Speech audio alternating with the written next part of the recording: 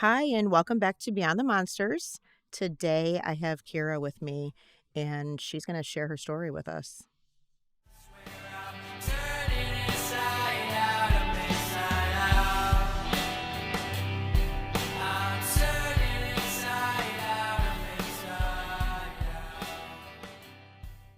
Trigger warning: rape, violence, suicidal ideation, and other explicit content. Hi, Kira. Hi. You're in California, right? I am in California. Okay. Yeah, I'm wearing a sweater, but it's actually I couldn't decide what to wear, to be quite honest with you. It's actually beautiful outside. But it Oh, gets cold at good. night here. It's about 30 degrees at night. Oh, yeah, we lived in South Florida like for 20 some years and came to Nashville like 2 years ago. So we have the change of seasons again and all the things. So it's different for it to be cool at all, but I Yeah. love it. I love it. I love it. I just moved here. Well, you'll hear in the end of my story, but I just moved here 5 years ago from Massachusetts. So Oh, okay. yeah. So you're used to the cold too. Uh, Not anymore. Now I'm a big California baby. Oh, I love it. But I I love love it. it. Yeah, now it gets to be 40 and I'm like, I send my friends a video and I have a hat on and, a coat and they're You're all like, cold. Yes. you're like, seriously, Kira. I know. Yeah. Oh, I love it. All right, well, let's go ahead and dive Okay. in. This is pretty sensitive, so take your time, do whatever you need to do. It is sensitive, but what I found, and I think that probably with most people, is for me, talking about it releases it, right? It Right. really helps. When I guess I can go a little bit into what I was doing. I worked in the nightclub business. I was a lighting designer for nightclubs and concerts and theater. Okay. I have two children. Um, at the time, they were two and uh, just turned five, 2 and 5, and a longtime partner. And I just loved what I did. I worked in nightclubs. I designed lighting. I was part of a community. I loved it. I worked every night. I was home with the kids during the day. It was fantastic. I traveled the country doing, dance parties. I was Mhm. at the top of my game. I would work every night. So, like a normal day for me would be wake up in the morning, get the kids ready for school, maybe nap in the afternoon because I did work all night long. In Boston, the clubs were open till 2, and I did work at an after hours club sometimes till 7 in the morning, which people would call crazy, but when you have kids, but it was nice because then you were home with them during the day Mhm. and you slept for a couple hours in the morning and, picked them up at school and, they don't know the difference. Right. And I loved that. I loved that I didn't have to do daycare and things like that. Their father was home with them at night. So it was fantastic. I did this for many years. And the night, so I was raped, and I was part of on May 1st, 2009 is when it happened. Okay. That day, I did the same as I always do. I went and whatever, got the kids. One went to school, one stayed home with me. We would go to the park, grocery shop, all the things. I would take a nap before I went to work, tuck them into bed, go get gas, and drive to Boston to the city. Now in Boston, parking stinks, and Boston's crazy for people that live there. They know it's hard to find parking. I mean, like any city, I would imagine. I worked in an area this night at a club called Estate, and it's in the theater district and behind the transportation building. And it's right next to like New England School of Law for anyone that's been there in the Wang Theater. It's right in the heart of the theater district. Okay. And I would drive around, try to find parking on the street because parking is expensive. I had been working at this point in nightclubs. So that's 2009, probably 12 or 13 years already. And so I've been going to Boston forever. Mhm. You're always cautious when you're in a city or anywhere. You watch where you are, you look at your surroundings, but Mhm. you're comfortable where you live. And I was, there is a lot of people around always in a city, so you don't think too much about it. But I did always try to park on the street and close to work because you get out at 2:30, quarter 3 in the morning. It is late. Right. And there's a lot of drunk people and there's homeless people and there is, you're just cautious. But this night I couldn't find parking on the street, so no big deal. I always parked in the Radisson. It was a Radisson hotel with a parking garage. and we always parked there. Actually, they validated nightclub parking, so you would get a reduced rate. Right. So as a, but you still don't want to spend that kind of money every night. So I went and parked there, no big deal. Got in the elevator, went down, went to work for the night, party, Mhm. throwing a party or having fun, Right, you right. know. Mhm. Everything's fantastic. At the end of the night, I close up, I turn off all the lights. Part of my job would be to get all the promotional flyers and turn off all the lights and shut down the sound system and make sure the DJ was packed up and things like that.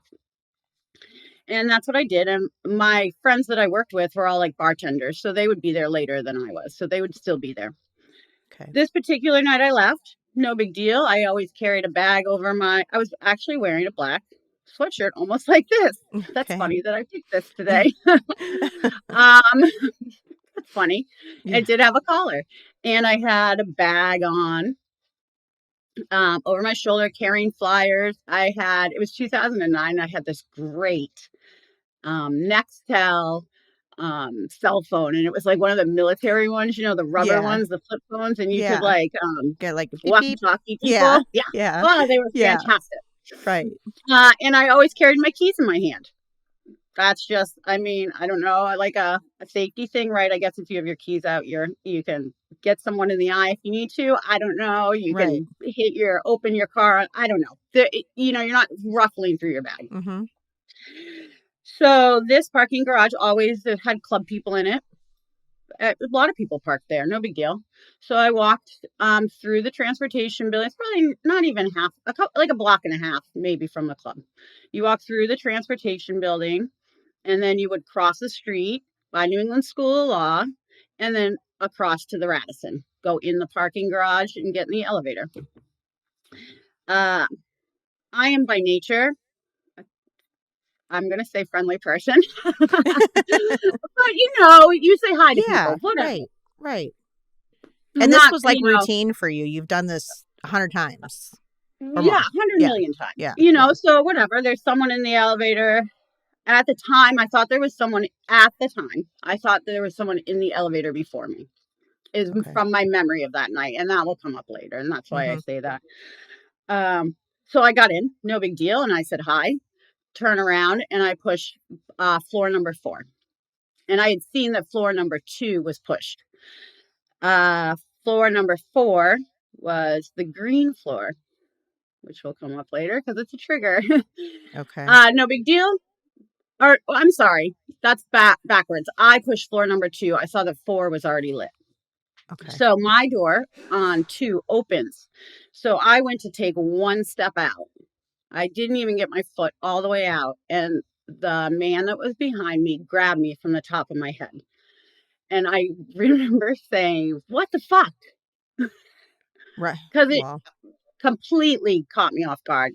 Never in my life had I heard of anything bad happening to anyone I knew. And by that, I mean, I'd heard people got mugged or whatever, but I never had heard of any of my friends had never told me that they had been attacked or they were a victim of a violent crime. People didn't talk about it in 2009.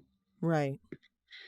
So I was like, what the fuck? And he, I don't remember what he said, but he was screaming at me and pushed me through the elevator door. And through the elevator door, you're in like a little glass vestibule before you get into the parking garage.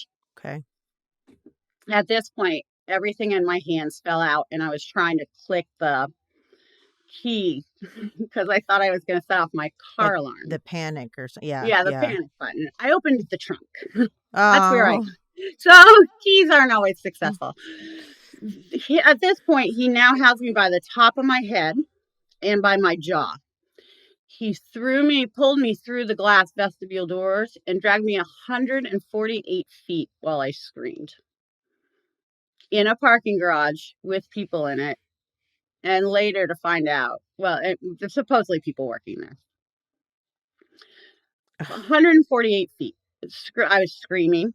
At this point, I thought he was just going to kill me. I didn't Right. think it. I thought that he was going to kill me. I didn't think of anything else. I thought I needed to get out there. He was going to kill me. But the way he was holding me, because he had his hand in my jaw and the top of my head and dragging me behind him, I I couldn't get away. I Right. couldn't. So I screamed. As I saw, in parking garages, they have those metal, big metal doors to go like through the stairs if the elevator's not Mhm. working. Right. As I saw that door coming, thought that was the end of my life. I said, if he gets me through that door, who's going to find me? Right. I'm going to be in a stairwell, Yeah. dead. I mean, Right. no one's going to find me there. Right. So he got So me you're through the door, screaming this whole time. screaming, kicking, flailing arms, the whole Right. thing. Right. Um, he gets me in there and slams me up against the cement and throws me down to the ground. And I literally, which is amazing how the brain works, saw my children's faces, Mhm. which is so funny because funny, not funny, haha, but No, I know you what always I know. hear that, right? Like when people, you're like, they flash before my eyes, my Yep. life, like it really, Mhm. like I saw my children's faces Right. and in that moment said, I have to do whatever I need to do to get out of there because I'm never going to see them again. Because at this Right. point, he was telling me he was going to kill me. He was telling me I needed to shut up or he would kill me. He was punching me, beating me, holding me down on the ground. Um, he ripped off all my clothes. He made me take part of my pants off. And so I was lying now on the floor with him on top of me with basically no clothes on. I had I think my left pant leg was still on and my shoes. And that was it. He then proceeded to open a condom, which was never a thought in my head. I didn't think, I honestly, my whole life, like no one had ever told me they had been raped like Right. that. Like I had only heard stories of date rape, which are horrible, but I had never heard about someone getting raped by a stranger on the street. Like sometimes you would see it in news reports, but no one ever talked about it. Like I didn't know it was a thing. It Yeah. Like wasn't a he was thought in worried my about mind. DNA. I thought he was going to kill me. So Yeah. when he pulled out that condom, I was like, oh, I'm fucked. Like he's going to rape me and kill me. Right. He proceeded to rape me. He ripped at my breast. He punched me in the face. I was still screaming, and he had my jaw so tight at this point. He said that he was going to kill me if I didn't shut up. And my jaw was like off to the side, and I thought he was going to break my jaw. So I stopped screaming, and I literally stared at his face. I kept my eyes open and I said, you have to study his face, Kira. You have to remember what he looks like. You have to. This isn't an option at this point because everything that's going to happen is Survive. going to happen. Yeah. And either you're going to remember who did it or, and you have to survive this. Right. And hopefully you can remember what he looks like. So he raped me, he beat me, slammed my head into the cement some more, pulled at my jaw. I mean, just tortured me in different ways and raped me. At the end, he then apologized for coming so quickly. What the Yeah. He said, I'm really sorry as your boyfriend that I came that quickly. Next time it won't happen. You understand that, right? And I was like, yep, totally understand. Absolutely not going to happen again next time. Yep, you're good. Right. Thank Then he God realized you he did lost. that. Yeah, I did. Well, I was getting out of there. At Right. this point, I thought I was dead. And Yeah. if I was still alive at this point, I had a small chance of getting out. Right. He then realized he lost the condom. Yeah. So he wanted to go back inside of me and try to find it. Oh my God. And I said, let me try. I will see if I can find it. If it fell off inside of me, I will find it. So I put my hands in myself and I tried to find it. I couldn't find it, which then made him extremely angry. Right. And I was like, He's thinking now now there's now DNA. he's thinking he's Yes. fucked because Yes. his Yes. DNA, Yes. yeah, is in there. So he proceeded to look, couldn't find it anywhere, which made him angrier. And he started pushing me around and getting dangerous again. And all of a sudden, as I like kind of, I think I don't remember how I moved, but somehow it fell out of my pant leg. The one pant Okay. leg I still had on by some small miracle. And he picked it up and held it. And I was like, oh, thank you. Like, Yeah, yeah. he started rifling through my bag at that point and Now took all my is he cash. making eye contact with you too? And just Yeah, he was or talking to me the whole time, like looked at my license, talked to me. He wanted, he thought his whole thing was that he was my boyfriend and that, yeah, this was going to happen again. so play Hmm. along, right? Keep playing. Oh my God. Yeah. Okay. I mean, what are you What do going to you do at that point? right. You And have to. absolutely, I was going to get out of there. Right. I didn't care what, doesn't Right. matter to me. Right. And you're not really thinking. You go into survival mode. So I don't even know Absolutely. yeah, I mean, I'd like to say in my right brain right here, right now, that's not something I would say. And it's so easy for people to be like, I would do this and I would fight back. And Yeah. I was one of those people. By the Mm, way, I would have been one of those people right. Right. until it Right. happens to you. And then Right. you realize your brain takes over survival Yes. and you don't have an option of what Thankfully. happens. Thankfully, Yeah. sometimes it does in those situations. Yes. So Wow. then he took all my money.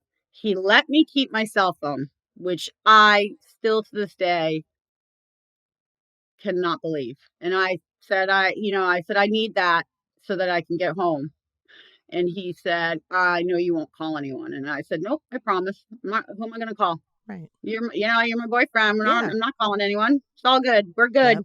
Yep. He went out the stairway. He went out the door that he had dragged me through. I picked up everything I owned and I ran down the stairs to get outside because I figured he was going to the elevator. I didn't know. I wasn't going to go the Sure. same direction he was going. I ran down the stairs and I started calling my friends that were at the club immediately. They didn't answer at first. I got all the way out to the street and I thought I saw him going Boston Common in the park. It was a couple blocks away. I thought Okay. I saw him going that way, and I ran past New England School of Law, right through the street, naked, all the way back to where the nightclub. And my friends were on the street actually leaving at that point. It had been about 40 minutes. I was in that vestibule, somewhere between 25 to 40 minutes. Okay. I was with him. And I guess I had run right by a detail cop, which I didn't even know. They were fixing the street right outside the hotel. And I ran right by him to my friends. And my friends, thankfully, they said, we're going to get the police. And I said, no, no, I don't want you to get the police. Like, I can't. Well, you're Like I still in will your now. I'm not survival thinking. mode. Yeah. Yeah. Yeah. Now I Yeah. wasn't even thinking. Do you know what I mean? Like at this point now, I'm gone. There's no Right. part of Kira that's Right. there. Right. And they went and got the detail cop. And the detail cop came over to me and he was very good, but he got on his radio and he started giving a description of the man. Now, what's funny about that is I didn't tell him what the Yeah, I man was just looked gonna like. say, how does he know? Yeah.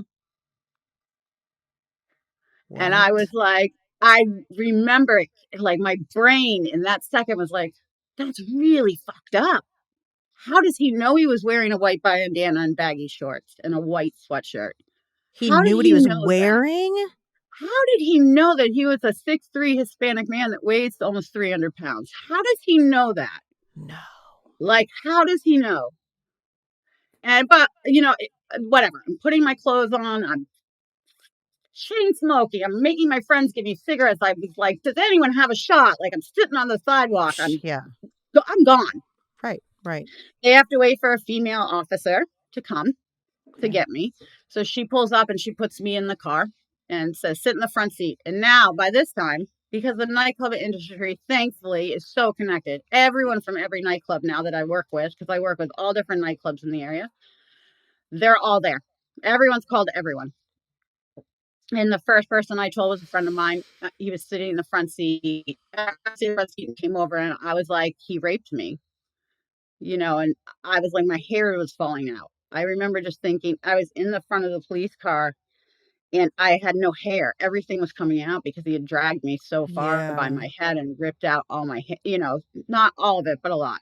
And Right. it was just falling out. And that's what I was obsessing on, right? It's my hair. My hair is falling out, which I'm not like, necessarily a vain person, but I remember, like, it was just something physical I could touch. Well, it was just a hyper focus too. There was something to focus on, and yeah. Right. And the woman police officer came and she said, They want to take you back to the hotel. Can we go back to the garage? They want you to just say that this is exactly where it happened." And I said, "Yep, let's do it." I mean, Okay. what am I going to say at this point? Right. I'm with Right. now all these police officers. Right. My friends are now running all over Boston. Everyone's looking for this guy. They're searching. My friends are all searching the parking garages. People are running on the street. There's police. There's news cameras. The news is already there. Yeah. Yeah. Fox News is already there. And so Wait, this she doesn't make drives me. sense. It gets better. Fox News. So the police Okay. officer drives me the one block to the garage, and she said, "I promise I'm not going to leave you. I promise Okay. I'm not leaving you. We're going to do this together." And I was like, "It's fine." And I think I was probably babbling because I talk when I get nervous, and Sure. the whole thing. Laugh. Yeah. I Right. laugh a lot when I get Right. nervous. They bring me up the same elevator that I had just been pulled out of. I get out, and there's already police tape. They knew. I mean, there's flyers. There's, the flyers I was carrying for the night. My trunk was open. They knew what car was mine. They bring me over. There's a condom wrapper. I mean, they knew where it was, but I guess they just, whatever. I needed to say it. Right. And then they asked me, they take me downstairs and they say, "You have to get in an ambulance." And I was like, "I really don't want to get in an ambulance with more people I don't know at this point." Right. She's like, "I promise I'm going to meet you at the hospital. Which hospital do you want to go to? You can go to Mass General, or she listed a couple. She said, or Tufts. Now, at Tufts was literally 2 blocks the other direction. My children were born there. All of my doctors were there. Everything. I felt comfortable there. So Right. it's like, Tufts is the only place I'll go. And the men in the ambulance were like, "You need to lie down." I was like, "Or not. I I think sitting here right now will probably be a pretty good thing for me." And they Right. were Now very you're good. They beat up were like, too. yeah, You're and they were like, physically yeah, beat up and they also. were like, "Nope, you're fine." Then I was like, "I don't think I can lie down. I have to sit. I Mhm. have to be in control now." Yeah. And they get me to the hospital, put me in a wheelchair. I go into the emergency room, and they put me in a room, which is funny that they allowed my friends to come in and see me. I mean, it was actually very nice. Right. Right. Until they started the rape kit, they let my friends come in and say hi. They came in and talked to me. They actually got in I don't want to say an argument because the nurses were fantastic. So I never want this to look poorly on them. But one of the things I do remember is it was shift change time. Mhm. And they were deciding who was going to give me the 5-hour rape kit because if it was someone that was already on, right, and the next person coming on was a man, and they Oh were yeah, worried that no. I didn't want a man to do it. And actually, in hindsight, I don't think it would have mattered to me. He was very kind. I think at that point that wouldn't have mattered to me. Right. But it's funny that I like to say it because it's funny the things that stick out as a memory, and I like other people to hear that. They're like, "Why can't I get this one stupid thing out of my head? It has nothing to do with what happened, but Right. what your brain implants on." Mhm. So I'm in there. They start the rape kit, which I don't know how many. I mean, unfortunately, a lot of people have had rape kits. I had never had a rape kit. I had never heard about a rape kit. I didn't know they had to rip hair out of your head. Mhm. Yeah, I just had my hair ripped out of my head.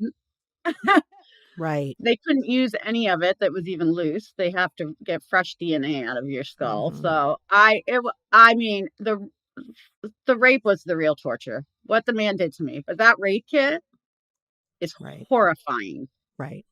I mean, you're undressed and you stand on that paper so they could scrape DNA off of you. It's like Mhm. I never in my know. life have I ever thought that's what it was. And I've And you're watched. gonna be so sensitive to, like, everything, the touch, your head. Oh my god, your head was probably just I was in another God. world. Oh, I'm sure. Like at this point, I'm in another world. I don't even think I'm there. I'm so Right. disassociated. Right. I think one tear came out of my eye, maybe. I don't Mhm. know. I wasn't there. Right. I wasn't. I remember thinking I have to call. I had to call my boyfriend at the time to tell him because I won't be home to bring the kids to school. Right. Like that's then what I focused on, That was in, yeah, that was in your head. While they're doing the rape kit, the police came in. Now, I had never done pick a lineup or looked Right. at a lineup or done anything like that. And on TV, you go into a room and they show you people and you Right. can look at all the people at one time Right. Right. and say, it's that It's that person. one. Yeah. Yeah. That was my idea of how you pick someone in a lineup. Sure. I guess that is not really true. They Oh, gave me pictures and it was, I don't know. I'm going to make up a number. I don't know, but in my head, I felt like 20 and I had to look at each one a separate time. And I didn't know at the time. And they're like, okay, which one was it? I was like, I have no fucking idea. right. I didn't know I had to remember and pick him. Like you can't look at it twice. You Oh, had to look through it one time and tell them that time, but they can't prompt you to tell you that because they right. don't want to sway Right. you. Sway you. Yeah. Yeah. Yeah. So I was like, I have no idea. I have no idea. Um, So wait, Wait, oh, are I you did forget a really important thing, but ask your question first. okay? So you have not physically described him at this point. No, The police officer did. right. So Okay. this is the part I missed. This is why I make notes, but I'm not doing a good job following No, them. no, So you're fine. This is a lot. Gosh. when I got in the room at the emergency room, the detail cop, not the detail cop that was working on the street, but the woman that came. Okay. She sat with me until till they started the rape kit. She said to me, I just want you to know how lucky you are. The last woman he raped in there 10 days ago, he tried to throw over the side of the building. What? I looked at her and I went, and she was trying to be very kind. And she came back and testified later in trial. And she's one of the kindest people I've ever met. I didn't feel so lucky. And he tried to kill me. Yeah. 10 days ago. The same man, wearing the same outfit, raped a woman in the parking garage that worked there. She worked there on 2 floors up. And they knew who he was. They were waiting for him. The Boston police, they had pictures of him. The hotel knew who he was. So wait, are they doing like no, they weren't doing extra security or anything like that because Well, that that comes wouldn't up have in happened. trial and why I ended up suing the hotel. So we'll get to that. Oh my God. Okay. um, and so I was like, no wonder they knew. He was wearing the same outfit. He's a homeless man. Turns out, obviously, not obviously, but well, yeah, obviously. I think anyone that commits a crime like that has some mental issues. Sure. There's something wrong. 100%. Yes. Yeah, Yes. 100%. He was schizophrenic. He's got all sorts of issues. I think his father raped him when he was little. We found out all sorts of things about him. He would go there all the time. My lawyers later, before I had my civil trial, went and talked to him in jail, and he went there all the time and committed crimes because it was an easy target. He would never admit to more rapes than the two, but Oh, he um, admitted to the other one? oh The yeah, 10 day. Okay. yeah. So anyway, I'm in the room doing the rape kit. My legs are now in the air because they're going to do the internal exam. All of a sudden, there's a scuffle outside. So there's like in the emergency room at Tufts at the time, there was glass windows, and then they would pull the curtains. So you were in a room with a door, but there were curtains, Right. and you could hear something slamming up against the glass. And we were like, what is happening out there? Uh, Police officer, she comes in and she said, do you want to ID him right now? I was like, I'm naked and my legs are in the air. No, I would prefer not to Not ID real him right now. comfortable She's like, doing that. Yeah. yeah, she's like, it's fine. We know who he is. We know it's him anyway. So, and they gone. You hear quiet. And the doctor and I were like, okay. Turns out he'd seen the ambulance pick me up. He was watching the entire time. He went to the hospital to hide, said he had sex with a hooker for $60 and was worried he caught an STD. He was in the emergency room in the room next to me the entire time. No. Yep, the entire time. And a nurse picked up on it. and called the police. Oh my God. So he was there the whole time I was getting my rape kit, hiding in the next room, watching to see what was going to happen. Isn't that wild? Yeah. I'm not speechless often. This is like No, I I'm mean, like even the I'm trying to I'm like trying to like process process that all. What the it's yeah. fuck? Well, even the police officers were like, "We don't. This isn't a thing. Like this is like out of a Stephen King novel. Like we don't. This Yeah. doesn't happen. This is not. This is not a normal situation." No. So we go about finishing the rape kit. I called home. Blah blah blah. All my friends are there out in the waiting room. Thankfully, I asked them to go get me. They went so fantastic. They went and got me clothes to wear because they take everything. Right? I'm naked. I got nothing. I've got nothing. Right. They allowed me to keep my bag. I couldn't keep my wallet because it had his fingerprints on it. I think, or they thought it would. But they did let me keep my bag. I couldn't keep any clothes, which I was really upset about because I liked those shoes and the belt. I still to this day think about that belt. It's still somewhere. You're like, I'm taking that away from I this. want that belt. Yeah, I just want it back. Yeah. But you do, you obsess about things, right? Sure. And they literally are like, okay, you can go on your way. Bye. And I'm like, okay, bye. Like, that's it? Like, you just leave you just leave the hospital? Like, I'd had my head slammed up against the wall. Like, okay. So, and sure, it was more involved than that, but in my head, that's my memory. Right. Like, Right. I don't know. And you watch TV and movies. That's just not how it Right. happens. Right. Well, and like you So said, you anyway, were already disassociated anyway. yeah, Like, yeah. Yeah. I wasn't there. I mean, I Right. walked into that hotel. I walked into that parking garage one person, and I walked out a different person, and I've never Hmm. been the same since. I am Right. not the same Kira that walked into that hotel, and I never will be again. And now I'm Right. okay with that, but at the time it was a struggle. Of So I went home. course. I lived 40 minutes away. I lived north of the city, half an hour away. My friends drove me home. They drove two cars. They even went to the garage and got my car for me and pulled it up to the hospital. It's just like such a surreal experience. I went home. I'm like, I think I should probably take a shower. I don't know. So I took a shower. I lied there, and they'd given me all these pills to take and prescriptions, and the morning after pill, and Hmm.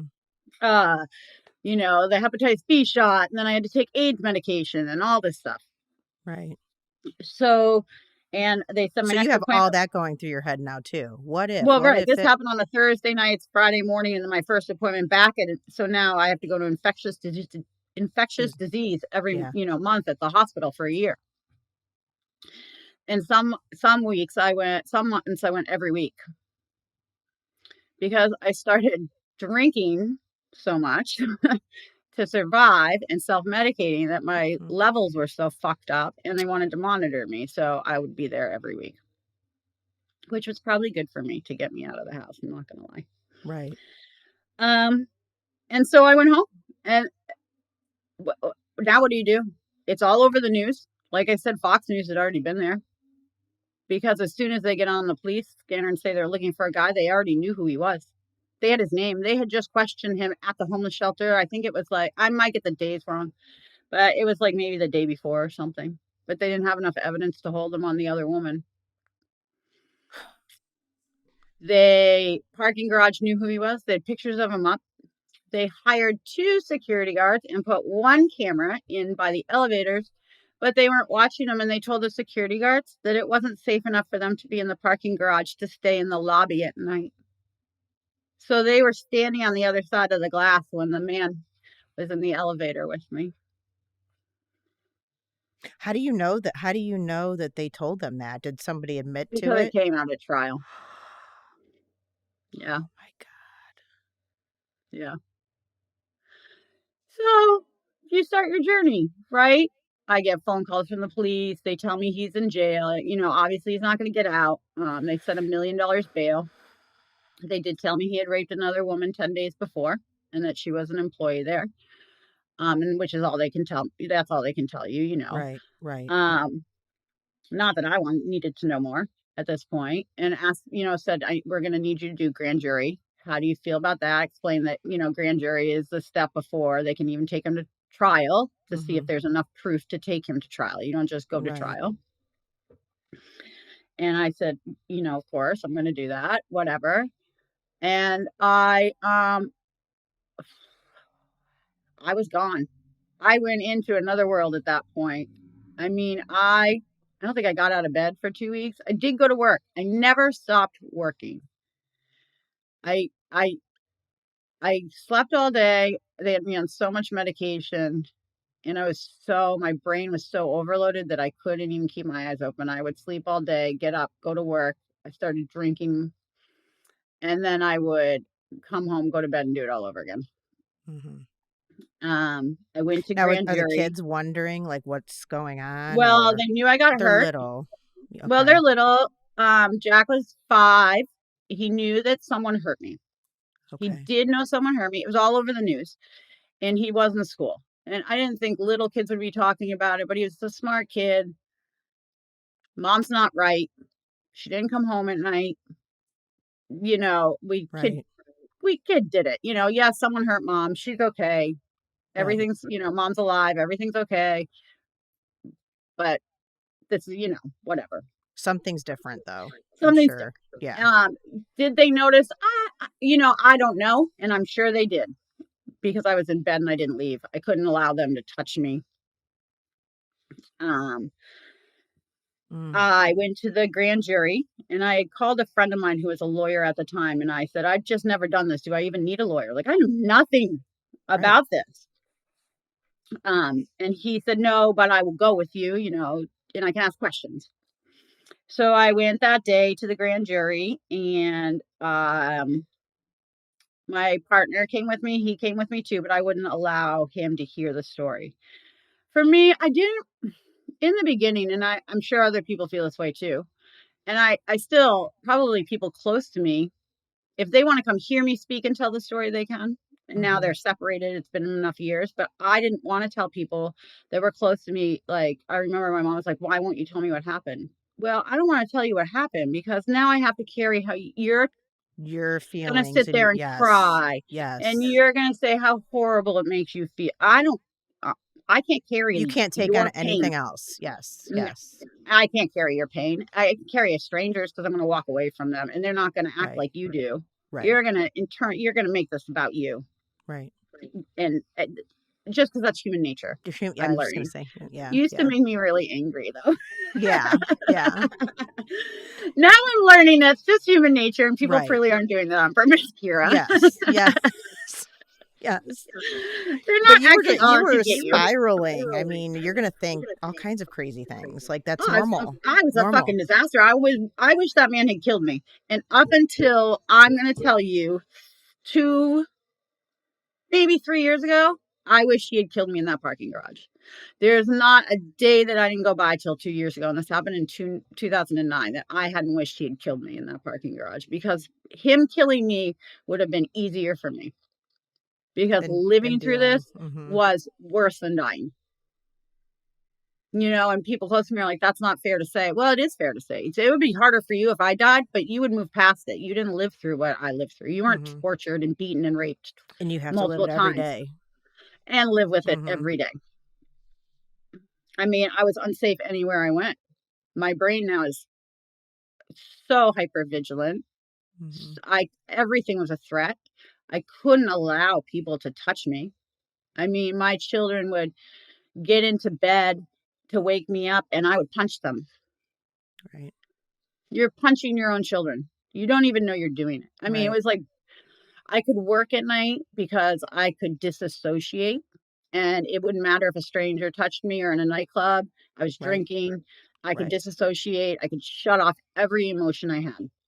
But at home, I couldn't. I couldn't do it with the people I loved. Did you feel any kind of like sense of protection when you were at the club where your friends are? Where all those are all the people that came Hmm. for you, Oh, like, yeah, you I felt my know? safest there. Yeah. And it's wild to say that. And it was always a big thing. And I'll talk. We can kind of skip around, but when I was at trial, why would you go and work? And it was like, I was safe. Do you know how many people were protecting me at that point? Yeah, exactly. That's the I first was thing I safe thought when somewhere. you said that. Yeah. Yeah. So I went and did grand jury, and that was a wild, wild experience for anyone that's done grand jury. You go into this room with a judge and people, and you have to tell the story of what just happened. And at this point, um, I don't even know. My brain wasn't there. I can, Hmm. I could tell you, I could tell fragments of what happened, but it was when you have that much trauma and you're you're victimized that much, your brain is shut down and it's Oh, for protecting sure. you, and you can't even talk about, like, you don't even know what happened Right.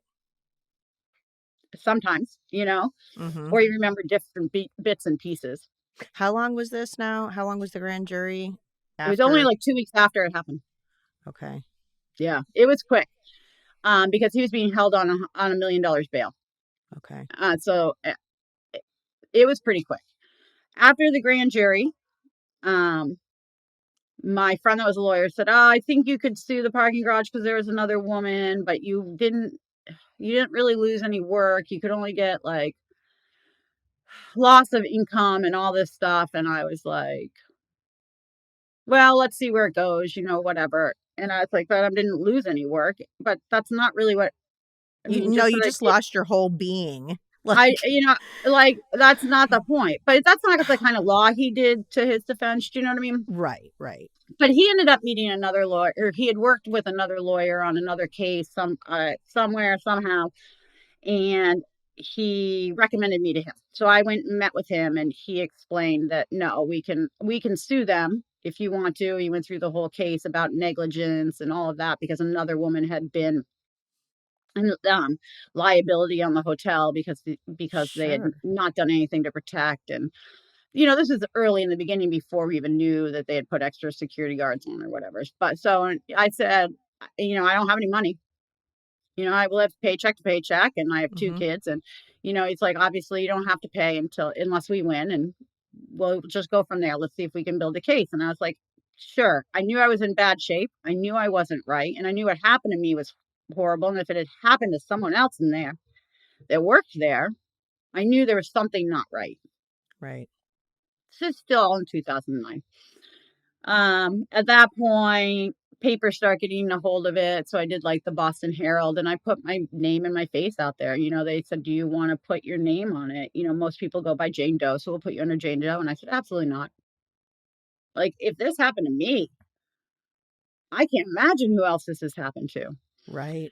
And I had a friend. This is when I really started on my journey of talking about it. I had a friend at the nightclub again who meant no harm. And I laughed because at the time I hated him. Yeah. You get so angry. I was Right. so angry. At Oh, everything and everyone. oh, Yeah. No, I get the it. anger I had in me. I mean, I would smash things at my house. I bent frying pans through computers out windows. Been For, there. Yeah. right? Yeah. Like, oh, Yeah. doesn't it feel good though? Oh, I Yeah. love it. Oh, And I at that did. point, you honestly don't even care what anybody else thinks because you're raging so much inside. Oh, shut Think the what you fuck up, want. right? Shut. Like, Yep. you like, Yes. Yes. right? Yes. Just let me be this fucking monster. And I Right. was, so this friend said, "Yeah, I don't think you should talk about this. This is a private matter." And that was a life changing moment for me. And I went, "It is not my private matter. I did not do this to myself. Right. I didn't do it. I, Mm-hmm. I had nothing to do with it. I Right. just happened to be there." Yep. You can say wrong place, wrong time. You can say anything you want. I'm glad it didn't happen to someone else. I'm glad it Right. was me, because I've learned that I was strong enough to do this, To because tell it, to to make tell sure it it and doesn't to live happen. through it, because Right. I have to tell you, if I did not have to, not only did I want him to kill me in that garage, and I wanted him to, if I did not have those two children, I would have killed myself. Mm-hmm. And if it had happened to one of my friends that didn't have children or didn't have someone, a support system, I can't imagine what would have happened. Yeah. So that is when I decided to And start what doing a lot of everything. people don't understand too, like with everything you're saying right now, they don't get it unless they've lived it. Everybody wants to Yeah. judge. Everybody wants to say all these things, but it's Uh, just everything you're saying is so normal in these so normal. situations. Well, Yeah. but at the time you don't know it. No, Like, and absolutely not. people would get online because I did like the cover of the Boston Herald and the Boston Globe, and I did Chronicle, which was huge in Massachusetts, a TV show, and I put my face on there and my name. I went full out. And this was in 2009 before Me Too and all of it. And I said on national TV, I was raped. I was Hmm. raped by a stranger. This is what he did to me. It's not Hmm. my fault. And I Do am you think, fucked did up. you go into focus of just that? Like now you're hyper focused on let's go. Let's get this out Well, there. Let's, well, that is what people saw. Yes. okay. But in the reality, I was at home suffering. Drowning. Yeah, I was right. Right. popping Yeah. pills. I was drinking too much. I was checking my doors 3,000 times.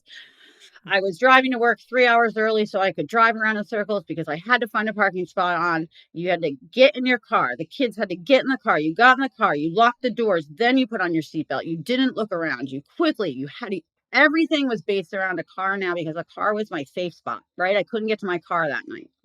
Mm-hmm. Then I would get in the car and drive the kids. And this is before everyone used GPS a lot. I would get in the car and not know where I was going. I couldn't remember what I was doing, where I was Right. going. I would start getting angry. I was breaking things. I was Mm-hmm. not violent towards people in that way, but like I was a disaster. Like were you getting a lot of those brain blocks where you're like, I have no something so normal, but you could not think of it. Right. Nothing. Yeah, Yeah. gone. Yeah. Your Yeah. whole brain is gone. Right. I did have one therapist tell me once, and it really made sense to me. It was the only good thing she told me, but it made so much sense. She said your brain is, think of it as like a filing system, right? And this is something you brush your teeth every day. It goes into the brushing teeth file. You Mm-hmm. put clothes on, goes right. Like these are things your brain can comprehend. Well, it Right. doesn't have a file for this, so it's constantly searching. So that is why it's not going to leave. It has nowhere to Right. put it.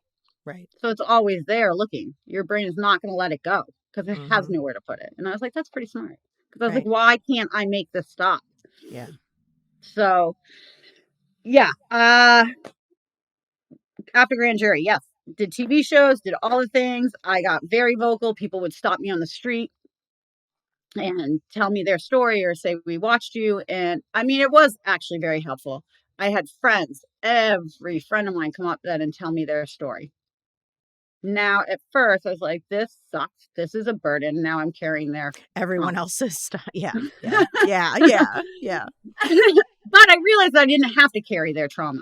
That Right. wasn't what it was meant for. They had Mm-hmm. never told someone, Right. and now they could tell me. Mm-hmm. So I was treating it as, well, it's special, right? Mm-hmm. That now they could tell someone. Right. And also, so happy I wasn't alone, and yet so sad that I wasn't alone. Right. And how could these people not trust me Like you don't enough to want tell people to me? be relatable for No, something but like that. also Yeah. how I felt so sad that they didn't feel like they could trust me to Mm. tell me that before, Right. you know? Right. But it wasn't just about me. Obviously, they didn't, that was their journey and they couldn't tell anyone, but still, Yeah. Were you a person before this that was pretty in control of herself, of her decisions, of her everything? You seem like I would, you were I'd say like nine that. out of 10 times, Okay. 9 out of 10 times. And So I to was go from so that, to fighting for control, which I didn't even yes. realize I was doing. And that's why you start, right? You start drinking and you start popping pills and I was having sex with random guys that were friends of mine. And people are like, how can you do that if you were raped? Well, it's about control and power, right? Yep. Has nothing to do with sex because what people don't, I mean, you understand, and people that have been raped understand, but no, people that have never been raped don't understand that rape is not about sex. No. It's about power and Hmm. control. So it's just the way they get power and control. It's no different than being shot. Right. If I had been shot that night, everyone would be talking about it. God forbid if I was shot, right? Everyone would Right. be talking about it. People would have been bringing me food, helping me get better, uh, helping come to clean my house, right? Hmm. Right. Expecting me not to be mentally right. Well, because you're raped, people think, well, she just didn't either say no.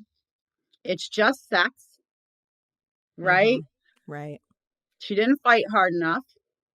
Why, when people come to my house, why is your house such a mess? You need to get this in order. Why aren't you doing this? You need to do better. You need to bring your kids here. This needs to get done. Why are you sleeping all day? Like, Right. why are you, it's in 2009, even it wasn't understood.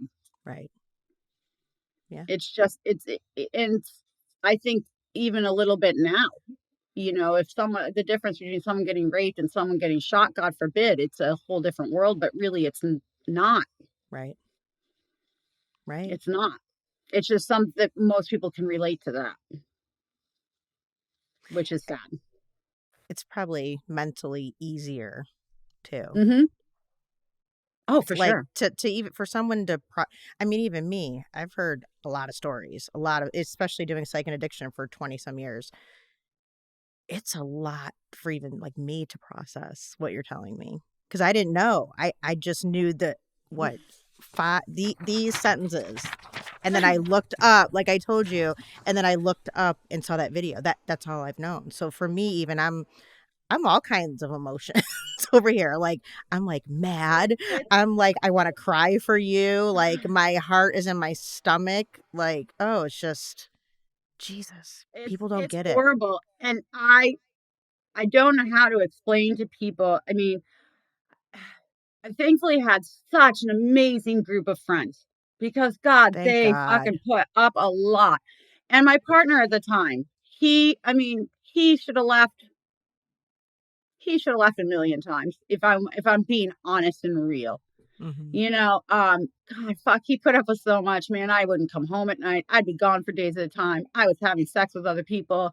I mean, he Right. didn't know necessarily all about that No, no, all of it. The at the details. time. Yeah. Yeah. But like I was a shit show. There is nothing to say except for that I was flailing in the world. I Yep. was a mess at work. I was a person that was at the top of my game. I was one of the best lighting designers in the country. I was crying. I couldn't even. I mean, I was angry. I hated everybody. Hmm. No one could say the right thing to me without me wanting to kill them. My Right. brain was in survival mode. Yes. Everything was an attack. Everything. Hmm. Even if Everything was people an are attack. trying to help, if they don't say it exactly right, it's an attack, right? Well, Yeah. no one was trying to help. That was the problem is I felt, right? Because I'm in survival mode. And now looking back, you're right. People were trying to help. Right. But I was in survival mode and I thought everything was an attack at Yep. all fucking times. I thought Hmm. everybody was coming for me. Right. Everybody. Everybody. I had a friend one time and he stopped me and I was like storming through the club and God knows, probably looking angry and horrible, and I was drunk and probably high, and he was like, I know you hate the world, but I need you to know that I love you anyway, and I love you, and it's okay that you hate me right now. And I was like, it's fine, whatever. And I Just just leave me made me alone. Leave want me to the cry. fuck alone. Yeah. Yeah. But it's true. Like I Yeah. needed that. It was so nice to be seen and to But say you. look what you remember. You remember that person, Well, and with he still checks uh on me. He still checks on me, and like it's so nice to be seen and be like, it's okay that you're that angry. Instead of people telling you to stop being so mad, it's already right. the bad, the bad thing already happened. It's over. Get over it. Move past it. Hmm. Go back to who you were. These Right. are such traumatizing things to say to people Yes. because Yes. I am never going to be the same person again. That Right. person is gone. You need Hmm. to It took me a long and many years to realize that I had to mourn her. And my Yeah. friends would have to mourn her too. She's gone. She's not there anymore. I have a new brain. Your brain is Right. now rewired. Right. I don't want to cook dinner, take pictures, snuggle with kids on the couch, go to the park. Right. These are things I can't. I'm not safe. You're not safe anywhere you go. And it's not fun, right? Like when Right. you live through that much trauma, and I saw something interesting online. You you don't have to learn how to live with trauma. You've learned how to do that. You have to learn how to be happy again. Yes. And I was like, God, that was it's so true though, isn't it? It is so true. It was But such a revelation. I just yeah. literally saw that this year and I was like, you're right. That's what I was doing. You have to learn to feel joy again because it's Yeah. not safe to feel happy. Right. because as soon as you feel happy, happiness feels like you aren't on guard. Mhm. It And if drives you're me living, crazy though with people just because I've had a lot of those instances in my life too, where people it's just don't say anything, then say nope, all the dumb shit that people say. It's almost it's like they're trying to make themselves feel better by well, saying they are. something to you, but you're like, God, did that really just come out of your freaking mouth? People don't get Seriously, it unless they walk it. That good old saying, it's so true. You it's can't so even true. relate on No, you any can't. level. Nope. Mm-mm. Nope, you can't. You can't relate, and I don't want them to ever be able to be quite honest with Right, you. But what I right. do know is you need to show up and you need to stand there and you need to shut up.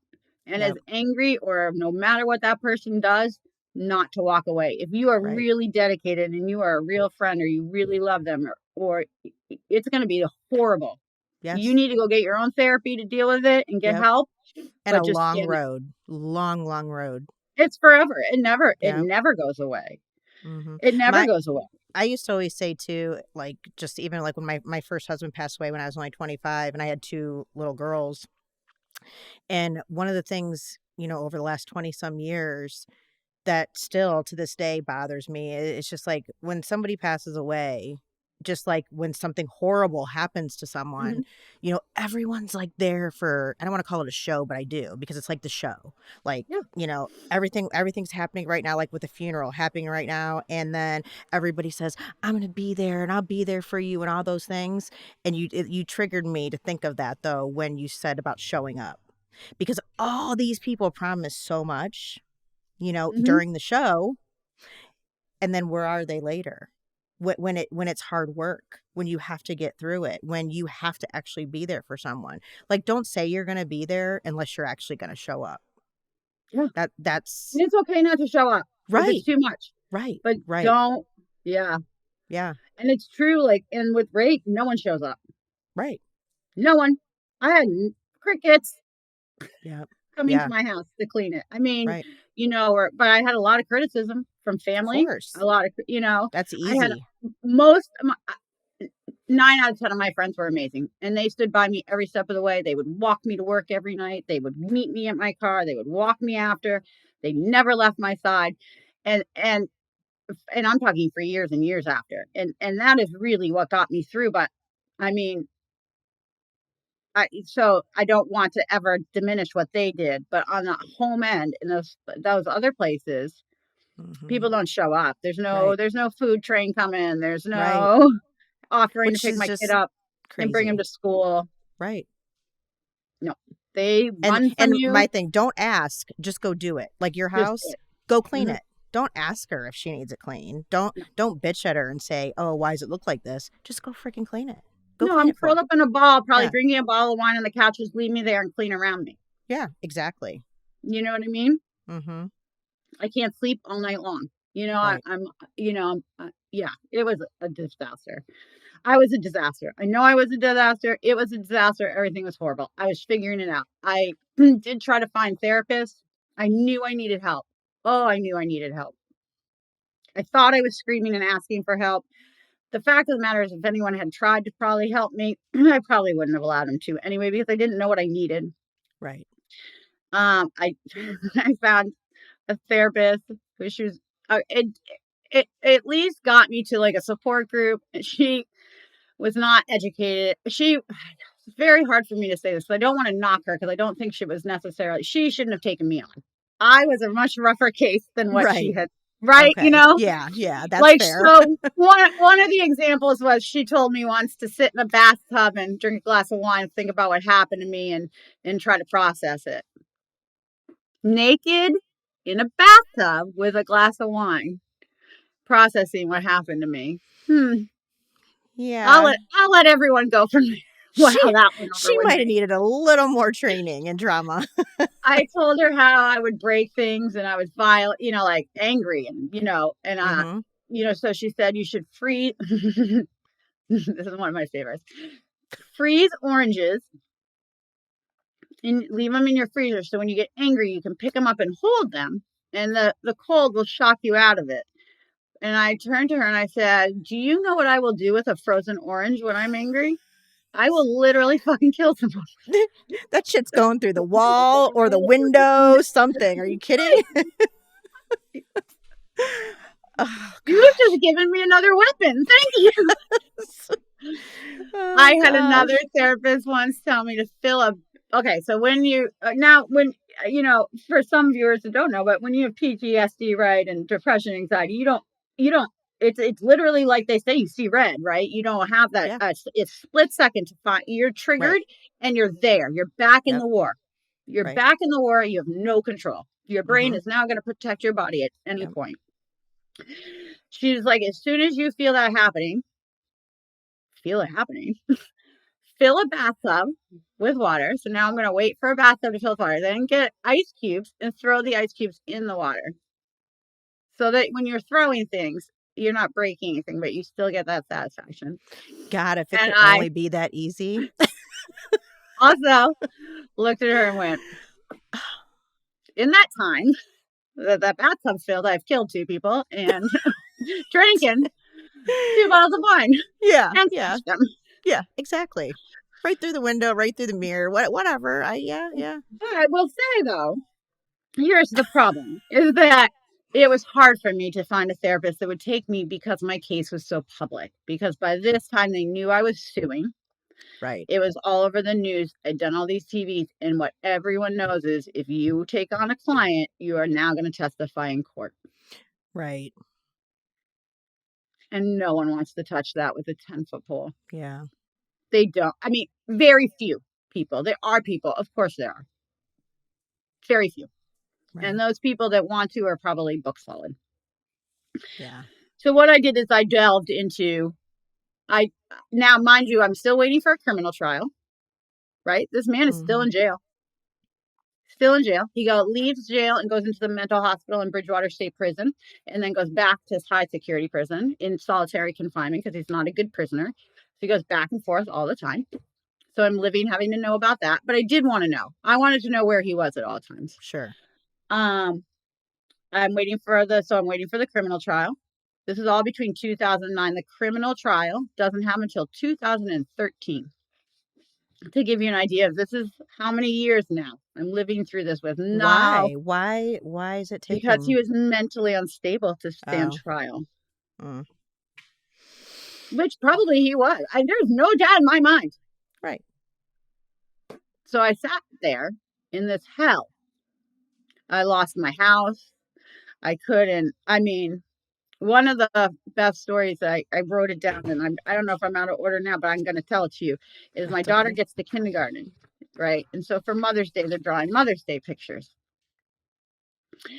And now I have volunteered at school, right? Like on the outside, people think I'm doing it. On the inside, I am dead, Mm-hmm. right? I'm not surviving. I'm trying to kill myself. I'm self-medicating. I'm doing everything I can to kill myself without actually killing myself. I'm working. I'm sleeping all day. And my daughter draws a picture of me for Mother's Day. And it's a picture of me in bed. Oh. And her teacher goes, I come in, whatever, to volunteer for something. She goes, "Oh, you needed to see this. It was so cute. Scarlett drew a picture of you in bed." And she said, "That's, yeah." And, her teacher goes, "Well, your mom does so many things." She goes, "No, this is all she does. She's in bed all day, every day." And they're Mm. like, "No, she's not. We know your mom. We've known her for years." And she's Right. like, "No, my mom doesn't leave bed." And I was like, from the mouths of babes. Right. Yeah, that's where I was. She was absolutely right. For her whole life now, I've been in bed. Yeah. Like, how heartbreaking, right? Right. Or And not one home. thing with you saying all this, and even when you were saying, like I was trying to kill myself, I was trying to do all these things, people on the outside always judge with that too.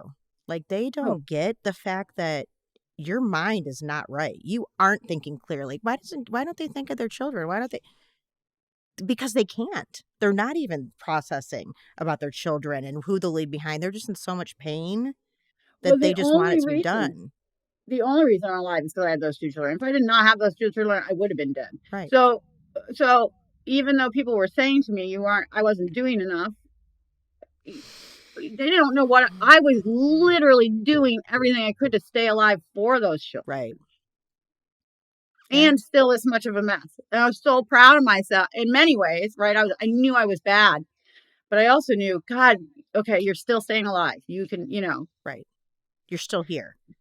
like the toughest part of the whole job was staying alive. Right. Yeah, and not killing myself or running away. I mean, I wanted to Mm-hmm. rip my skin off. How many times it's like battery acid on your skin after you're raped. You Mm-hmm. just want to rip your skin off and run away and never come back again. Like the strength now looking back that it took for me not to do that Right. is remarkable. Mm-hmm. And I thought I was just, I was not good. So I waited till 2013. I had some bad therapists, some not therapists. I did some support groups, which were helpful. It was nice to go once a week because you knew you were with other people. No one, there aren't stranger rapes are rare in comparison. Mm-hmm. Um, so most of these people were raped by aunts and uncles and mothers and brothers and fathers. But so it was interesting to hear their journeys, and it's different for them because they weren't safe at home. For me, I wasn't safe anywhere. But Mm-hmm. it was nice, and there was women. I did so much news and so many shows about it that other women then felt that they could tell people about it. So it was nice to see how I was helping Mm-hmm. people, It is very different, though. unknowingly helping Yeah. people Yeah. because I was selfishly doing it to help myself. Sure. Um, So that was good, but I didn't really. I started getting self-help books online, like Mm-hmm. ordering books. And at the time, there weren't a lot about rape. Um, and then my son, he's probably 7 or 8 at this time, found one of my books about rape, Googled it, found out I was raped, confronted me about it, and said, Oh. I know you were raped. I know what rape is. I know what happened to you. Um, my partner at the time tried to kill himself because he was worried that every night I left, he started binge drinking. He started binge drinking at night because he thought I was going to die every night I went to work. Never mind, I thought I was going to die. He started binge drinking because he was worried I wasn't coming home. Is he dad? Um, Is he yeah, dad to he is both? dad to both Okay. of them. Yeah, we'd been together. Well, and by the time I left for California, we'd been together 18 years. So, Wow. um, he, um, yeah, Jackson would wake up. I would get home at night. Scarlett would sleep when I was at work. Jackson would not sleep when I was at work. He would hide under the table in the hallway and wait for me to come home at night, which I didn't know he was hiding under there to make sure I came home. Todd was drinking all night because he didn't want to think about the fact I wasn't coming home. I was a shit show. Right. Scarlett, when I was home, she wouldn't sleep. She would sit over me and watch me while I was sleeping. Like everything was just a disaster. Todd, he tried to kill himself, called me up at work one night and said he was going to burn the house down and kill himself. He couldn't take it anymore. It was too much for him. So the Kids were police had to there get involved or no? there. What? Kids were home? Kids were home. Um, he got help, worked through it. He should have left. I mean, I know I said it before, and I'm so thankful he didn't. Right. Because someone needed to be there for the For kids. the And, kids. Yeah. like we were functioning as a non-functioning family. Mm-hmm. It took all 4 of us Right. Right. to not function together to make it work. Um, yeah, I mean, there was just so many traumatic, horrible things that come of this. That means I'm driving back from Boston drunk. I'm trying to kill myself. I'm happy if I get in a car accident, it's over. I don't have to worry about it anymore. I Right. didn't care. Right. I was hoping. I mean, I You're still just surviving.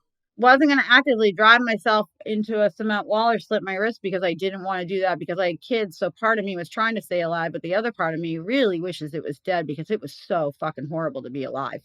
Right. I was at war every day, everything. Yeah. When you started like going through the trials and everything, what happened to you then at that So point? in 2013, well, July of 2000, I think it was July of 2013 was the civil trial.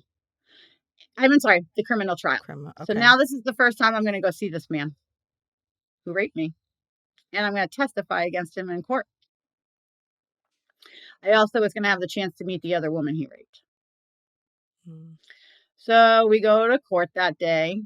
and the assistant district attorney's there, and she lets me read my grand jury testimony from 2009, and, says you can add whatever you want to. We know, you remember different things and all of that. And they were very Right. kind. And I was like, yep, no problem, talking. Yeah. And she's like, we've never met someone like you, that you, and this did stick out, that's didn't have a problem coming here. And we didn't have to worry. Like the other one, we had to have people go get her, and we were worried she wasn't going to Mhm. show up. And most people don't testify. And Right.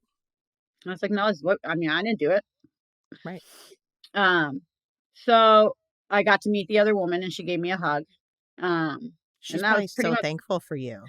that's pretty much all we said at the time because she didn't speak a lot of English. I didn't speak Spanish, and she was very timid and shy. Okay. So it was just two different ways of processing, right? Right. And the night she was there, I which I can talk about because it was public, but another coworker rescued her. He came up and found it happening, and he rescued her. So he was there. I got to meet him, and I met her husband. Um, so then we go into the room, into the courtroom where we think we're going to testify against this man, and we have to sit. They sat us in a bench, and we had to sit right behind him. Like, in Boston, the courtroom is so small, it's not like there's a lot of chairs, and he's, like, 2 the table is 2 in front of our pew, like, our bench we're sitting on, and he's just massive, and there's a guard there, making sure he doesn't turn around and look at us and try to intimidate us, like, it was so surreal. What were you feeling? Can you remember what you felt when you saw him? Yeah, I shut down, I wasn't there anymore. Okay. I was gone. Yeah. I mean, I remember I was wiggling around in my chair, I think I could like, you move a lot, right? But I Right. don't think I was there. And I was alone. I didn't bring anyone. Uh, my partner, he did come with me, but he stayed out in the hall. I didn't want him to hear it. He didn't need to hear it Right. in detail. I didn't want that. I didn't want to see his face. Some of my lawyers that were going to do my civil case had sent someone to listen. There's a lot of news reporters there and stuff. Whatever. Right. I never ended up having to testify. He ended up pleading guilty. They almost didn't accept his plea because he was still so I'm gonna use wacky. He's still not mentally right. Right. Um, he went back and forth between understanding what he did and not understanding what he did, and we were there all day while he decided if he could understand it or not understand it, and if the judge was going to accept his guilty plea because if he didn't understand what he was saying, he was guilty for. Like Yeah. it was like a whole thing. So now, mind you, this time, right, happens in 2009. It's 2013. He's already been in jail for 4 years. They gave him 15 years. He had, I think it was 11 counts of rape, 11 counts of rape between the two of us, attempted murder, blah, something else, like petty larceny and something else, whatever. He got 15 years with time served.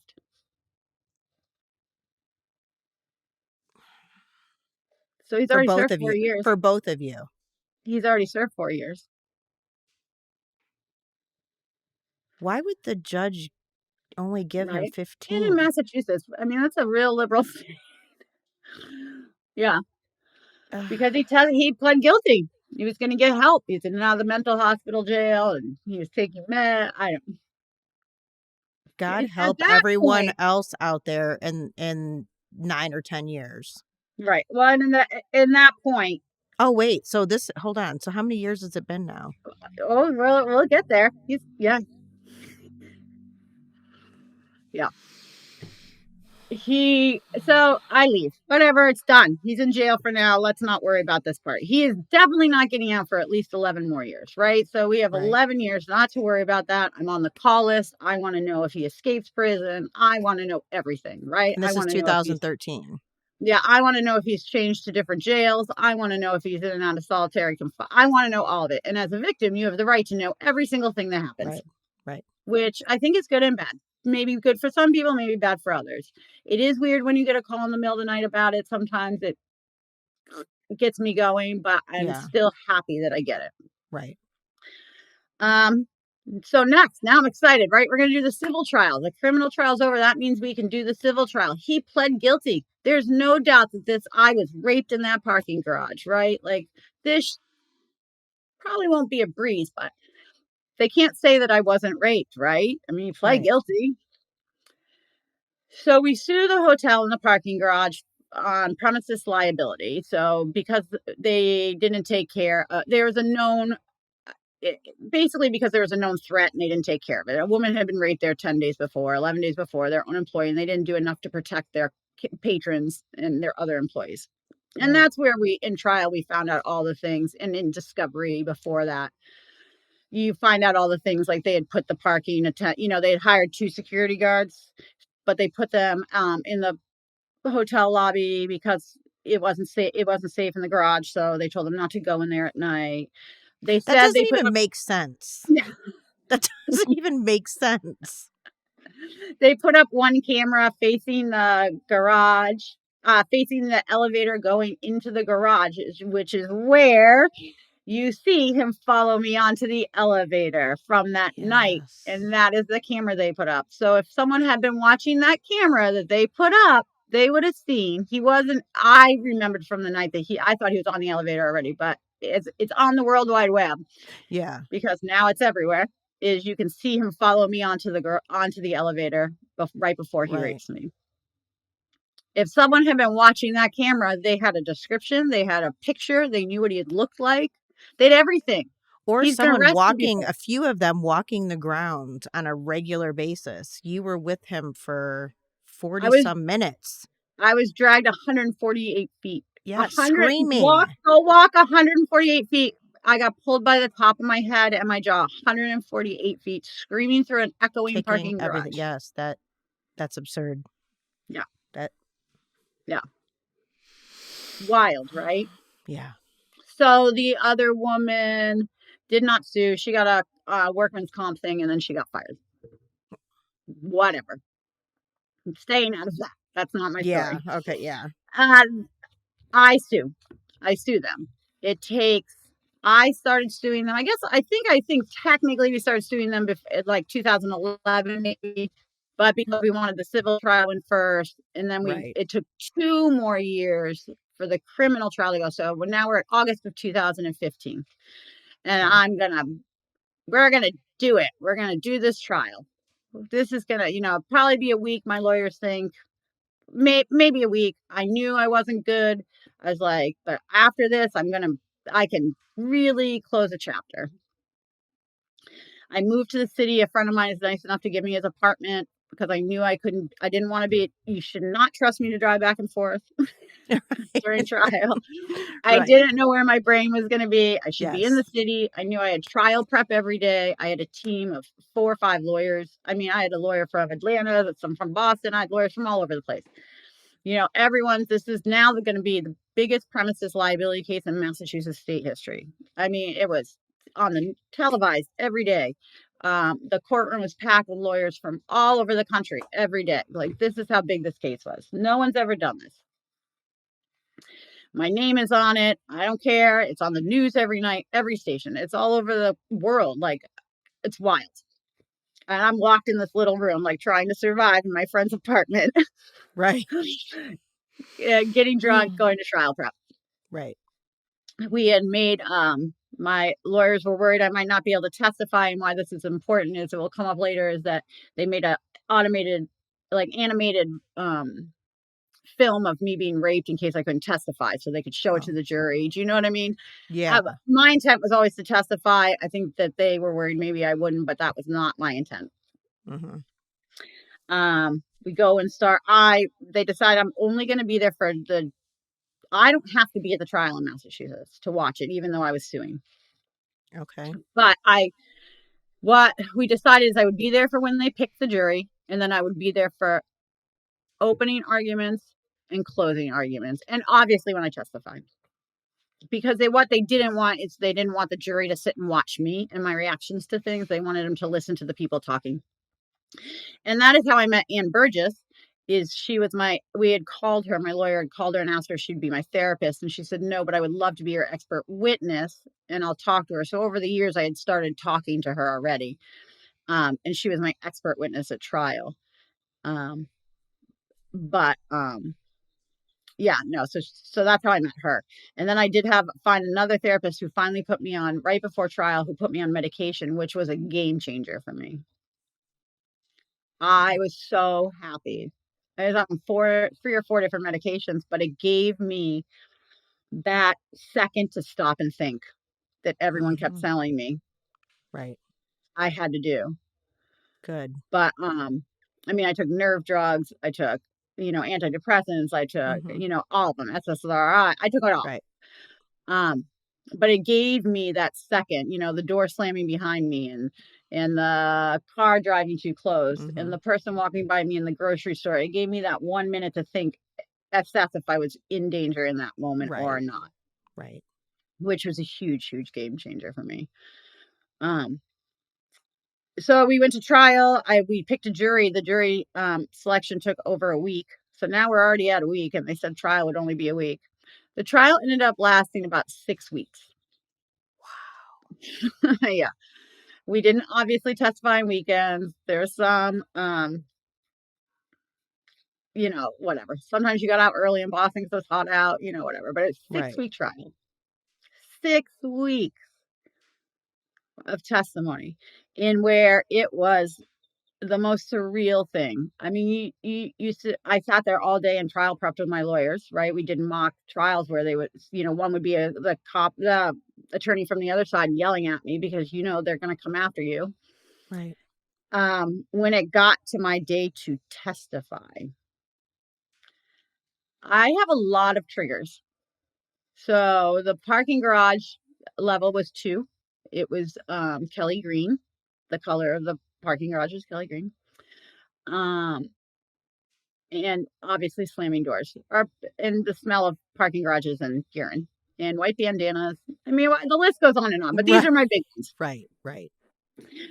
The attorney from the other side came in wearing a green tie, a Kelly green tie. Now, they had already known Oh, about my triggers because all the experts have already gone, right? yeah. So he came in wearing a Kelly green tie on the day I'm supposed to testify. And the judge did make him take it off, and he gave him another tie. But this is how they are treating now. It's not a question I've been raped, right? Right. Right. No one should be questioning that, Right. because this man was found guilty and he's in jail. Yeah. I got on that stand, and my lawyer went first, and so I told the whole story, and I disassociated, and I went back there. It was like the first time I'd really told the story was on the stand. And that was on a Friday. Were you Monday, super emotional or were you like stone I faced? was shut down, and then they let me take a break and leave, and I came back and finished. But I was disassociated. I mean, I could feel him on top of me. It was the first time I had told the whole story in detail, was in court. Okay. So I was reliving it in real time. Mm-hmm. So I wasn't really there. Yeah. Um, and then I have the whole weekend, and on Monday they're going to cross-examine me. Now, right before this, they had shown the video in court, not to the jury. Like, they had talked about right before I testified about this video that I'd mentioned, Mm-hmm. and the lawyer for the defense came in and said, "What are you watching? What kind of porn is that today?" And it was a video of me being raped He said that out loud? in court. Yeah, isn't that Okay. wild? Yeah. So now they've said that. They've worn a green tie. They come in on the Monday, and now they're going to cross-examine me. And my lawyers told me they're not going to be kind to you. Right. They're going to be mean. I mean, they are. They don't want to give you money. They're going to try to make Yeah. it look like it was your fault, Right. even though technically there are laws to protect you, right? Right. Oh, we went over all of it. So, I mean, I just like to tell people that so they know that it's true. I mean, we went over what I wore. We went over why I would work at night, what kind of person works at night when they have 2 kids, how come I'm not married. Right. My entire life was ripped apart. And Like anything to discredit you in some way. yeah, years Yeah. before this, they had had PIs follow me at night at the nightclubs. Like, they'll do anything they can to Right. make it look like it was your fault you were raped. Right. Which is It's disgusting. disgusting and wild to me. Mm-hmm. Like, the man's in jail. He admitted to raping me. This should not even be a question. Right. Right. He admitted to doing it. Right. And also, okay, I don't care what anyone's wearing. I don't care if I was naked walking to that parking garage. First of all, He also beat the shit out of you. yeah, I don't care if I was naked walking to that parking garage. You don't have the right to touch me. Absolutely not. But I was wearing, like, you couldn't have gotten further from, like, what are you trying to say? I'm working Mm-hmm. at night to support my children. It's no different than the nurse going to work at Tufts at 2:00 in the morning. Yes. There's not a difference. If I was leaving Tufts to go to the garage to get my car, would that be okay? But because I was leaving a nightclub to go to the car, like, Right. that's not Right. okay. Yeah. And I have 2 children, but I'm not married, so I'm sorry, that's not okay. Mm-hmm.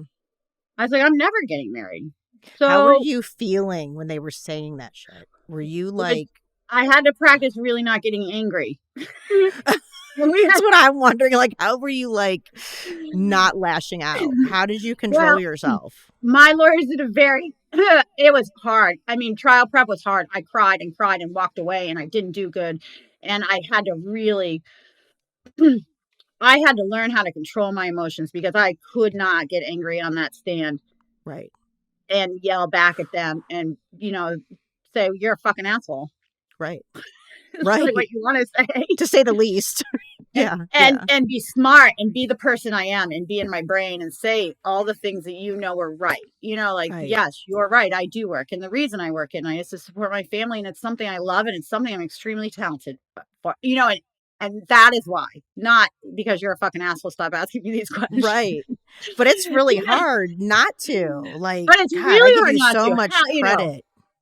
If you it were was able to hard. do that.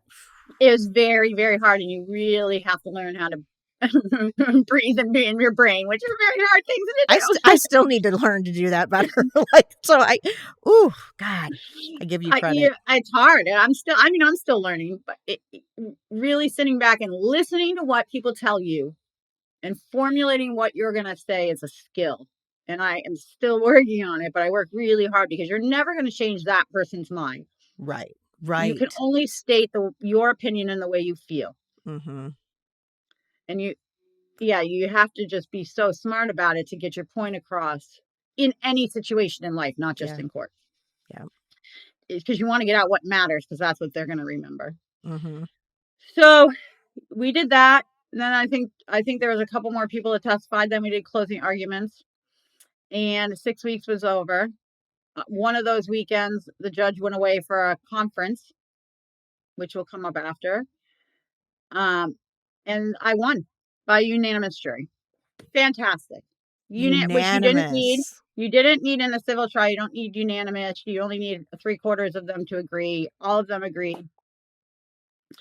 And there were crazy things with the jury during the trial that, I mean, a juror fell asleep once, one left his notes downstairs, one worked for an insurance company and lied. Like, we had all these like weird, crazy things that happened.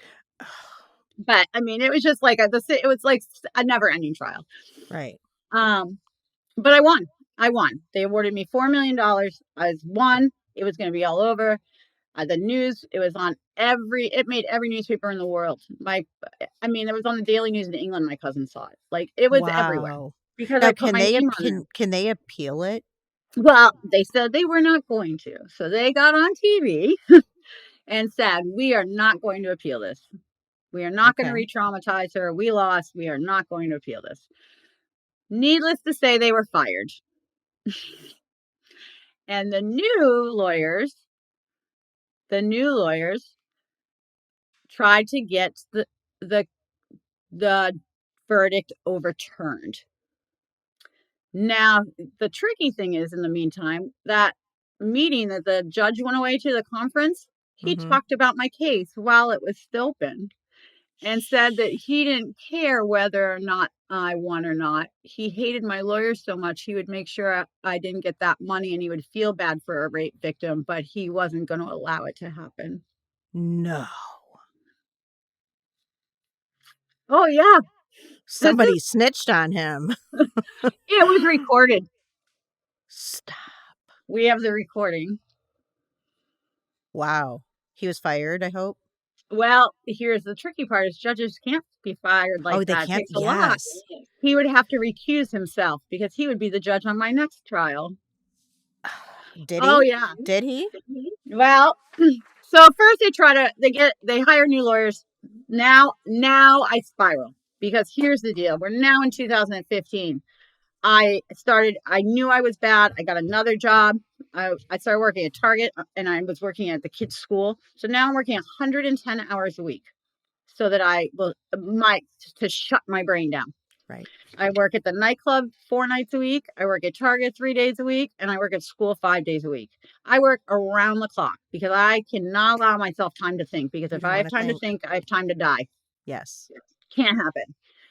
I had to keep moving at all times. Mm-hmm. Because I was starting to spiral really, really bad, and I knew it. Because I thought that it was going to be over.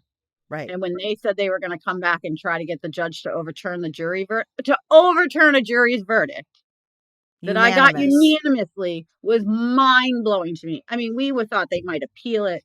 We thought, I mean, I had my lawyers set me up for every scenario, but to ask the judge to overturn a jury verdict to me was not even something that I thought could even happen. So we appealed that. It's so tricky. So we went to the appellate court, which is not easy to do, and you have to petition the appellate court to hear your case. They Okay. agreed to hear my case. So we did argue in front of the appellate court in 2000, I want to say 17. 2 years. Now we're going 2 more years while I'm waiting. Just spiraling out of control. A complete and utter shit show. I was a disaster. I was losing jobs. I started losing my nightclub jobs. I was suffering in silence. I couldn't get to work. I was so fucked up.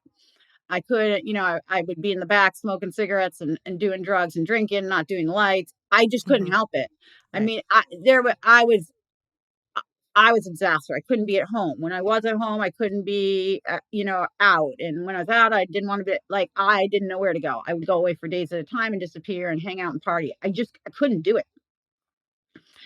Um, I was definitely all hit me because I think in my brain, I tucked all of it away when when the trials were happening because you can deal with it after and Right. you're going to come out on the other side and it's not going to be gone or better, but you're going to be able to take a deep breath and know Mm-hmm. that, yep, you were justified in this and you were Yes. right. And I don't know what I thought was going We'll to just happen. shove all that shit down for now. I didn't think it was Yeah. going to be a miracle. I didn't think I was Yeah. going to be healed. I didn't think everything was going to be better, Right. but Right. I was so hyper focused. And when Mm-hmm. that happened, everything just got up worse. It was worse and worse and worse. I mean, I remember going to pick up my son at school and I couldn't remember what he looked like. I couldn't remember. Why am I I'm at school. Why am I picking this kid up? Wait, what does he look like? They're not going to put the wrong kid in my car. He's not going to get in the wrong car. I'm going to hope it's him. I think he has a red backpack, but I don't know what he wore. Like, I couldn't remember anything. Mm-hmm. Everything was just a struggle. And we finally went and sat, and I think it was 2017 in front of the appellate court, but it it might have been 2008. I don't know. I'm foggy on that. 2017, 2018. Right. But it did take a year and a half. In that time, we did ask the judge to recuse himself from the case, which is very rare. It does not happen. Um, so we didn't have much hope of that, but we Did you tried. guys have proof of the recording? Mhm. Yeah. Okay. And the appellate court came back a couple times and asked for things after we argued in front of them, which was fascinating to do. I mean, now I was just fascinated with all things. I actually had the greatest appellate lawyer. I love her very much. And then another retired Supreme Court judge from Massachusetts took on my case, and he worked with her, and it was just they were fantastic. It's so interesting. I mean, you have to make out of it what you can, right? Right. Sure. But then you wait for their decision, and they don't have a time limit or discretion. They can take as long as they need. The good thing that happened, first good thing that happened is they did force the judge to make a decision on whether he was going to recuse himself or not. And he decided, because I don't know why he decided. I would imagine because the appellate court said he had to make a decision. He did end up recusing himself. So had we gone back to trial, he would not have been my judge. But Okay. that really scared me, because why are they asking him to make a decision? Are they going to toss it back down to the lower court, right? Right. Like, why are they asking what's going to happen? Like, if he doesn't Right. recuse himself, maybe they'll decide. But what if he Mm-hmm. does recuse himself? Are they going to say, okay, can go back down to the Right. lower court like that? My heart, stopped a couple times. Um, but I think it was November of 2019, the appellate court came back in my favor. Thank God. Yeah, they came back in my favor, and they made it a precedent-setting case and published it, which means now anyone can use it as law. So, I mean, published in an appellate book in Massachusetts. So now people can Yeah. use my case. So like for Right, reference and stuff. for a Yeah. reference. Yeah. Yeah, actually, I met a lawyer Wow. in California that his wife had used it in a premises liability case. She had used it before he had met me, so he already knew my name. Yeah. It's wild. Wow. Yeah, so people use Wow. my name all the time and use my case, which, I mean, out of all the bad things, we're Say helping that has people. to make you feel amazing though, that part of it, that it's still helping so many people, what you Well, did, what you like, the fight was worth it, right? You're fighting right. to help. I Yes. mean, you're not just, I was fighting for my life, yes, but I was fighting to help other people. Like, if this is happening to me, and I'm allowing this much publicity and television, and Right. I'm this vocal, what about the people that can't be? Right. And most people How how don't. are they They don't walking say, all over yeah. the average person in court? I have camera crews every day, it's on the news, Mhm. and they're still questioning me about what I was wearing, why I was working at night, That's why how a lot come of I'm not people married, how yeah. come I only work at gay bars, how come I'm not married to this man, how come I have 2 children out of wedlock, how come I work in the middle of the night, how come my this, like, and it's Which on none of TV. that has any relevance. To a But man coming up behind me, dragging me 148 feet, torturing me, beating me, raping me multiple times, and trying to kill me. None of that has to do with it. Oh, and I said hi to him when I got in the elevator, when he got in the elevator, so I must have known him. I was chatting him up. That's wait, they another one. said that? Yeah, at trial to me. They said, "You obviously knew him, you chatted him up." I was like, "Fucking dicks." And Oh all the my strength in the world to god. say, "Nope, I say hi to everyone." You said that? Yeah, I said, "No, I say hi to everyone." He got on the Good elevator, I for said, "Hi." you. Good. But you really have to take a deep breath and remember who you are. Yeah. Yeah. Yeah, it's Wow. crazy. So in 2019, I quit all my jobs and I And you moved to won at this California. point, right? Well, they couldn't, there's nothing else besides the Supreme Court now. And they weren't going to Okay. take it to the Supreme Court. Okay. So the appellate ruled. Um, and I knew the only way I could break my patterns and make my children's life better by restarting my brain was to get out of there, Yeah. which was the hardest thing I've ever had to do because I didn't want to leave my friends. Right. And that was probably still your safe place. My safe place, but I was also reliving. I was driving down the same streets. I was going to the same things. I was repeating the same patterns. Yeah. My brain was still living in that night. Yeah. Now, needless, so I got up and moved 3,600 miles to California. I packed up the kids, just the kids and I moved. And my girlfriend at the time, Todd and I had broken up by then. And we moved to California, which was wonderful. But, you still have to process everything that happens. Yeah. So it's been a bit of a I think it journey. takes And a lifetime. well, yeah, I mean, I still process it. I think, I mean, we've had a lot of wild shit happened since we moved here. Like my girlfriend went into psychosis and went to a mental hospital and Oh, tried to kill my shit. daughter. So we had to Oh, have that I area didn't even mean to removed. laugh. God, No, what? you have to laugh because it's like I'm smiling. You can't, Yes, I yes, can't be angry. So I've learned yeah. now that you have to. And one of the biggest things I've done is when something triggers me, or something triggers me, or someone grabs me, or a door slams, my son can be in the house, anyone, and walk around the corner and I don't know they're there. I jump. I have no Hmm. control. To this day, you cannot come up behind me and touch me. I will take you out. Hmm. But instead of getting angry, I try to immediately turn it to a laugh because look at what my brain's still doing by protecting me. How amazing is that? And it's Right. the only way I'm still able to cope with it is to try to trick my brain into thinking how amazing it is by protecting me instead of getting upset by these things happening, Well, if if it that makes you makes feel any sense. better, I can tell you mine's been 28 years, like the last one, 20, over 28 years, I Yeah. still do all those things. Yeah. I jump. I in the movie, like if I'm in the movie theater, like all the things. All the PTSD things, and It's horrible. They don't go it's away. I still don't care there. what anyone Yeah. says. It's No. all there, and it always will be. The things that made me sad, and the things that do make me sad, and I have to tell you, it's only been the last 2 years that I'm trying to.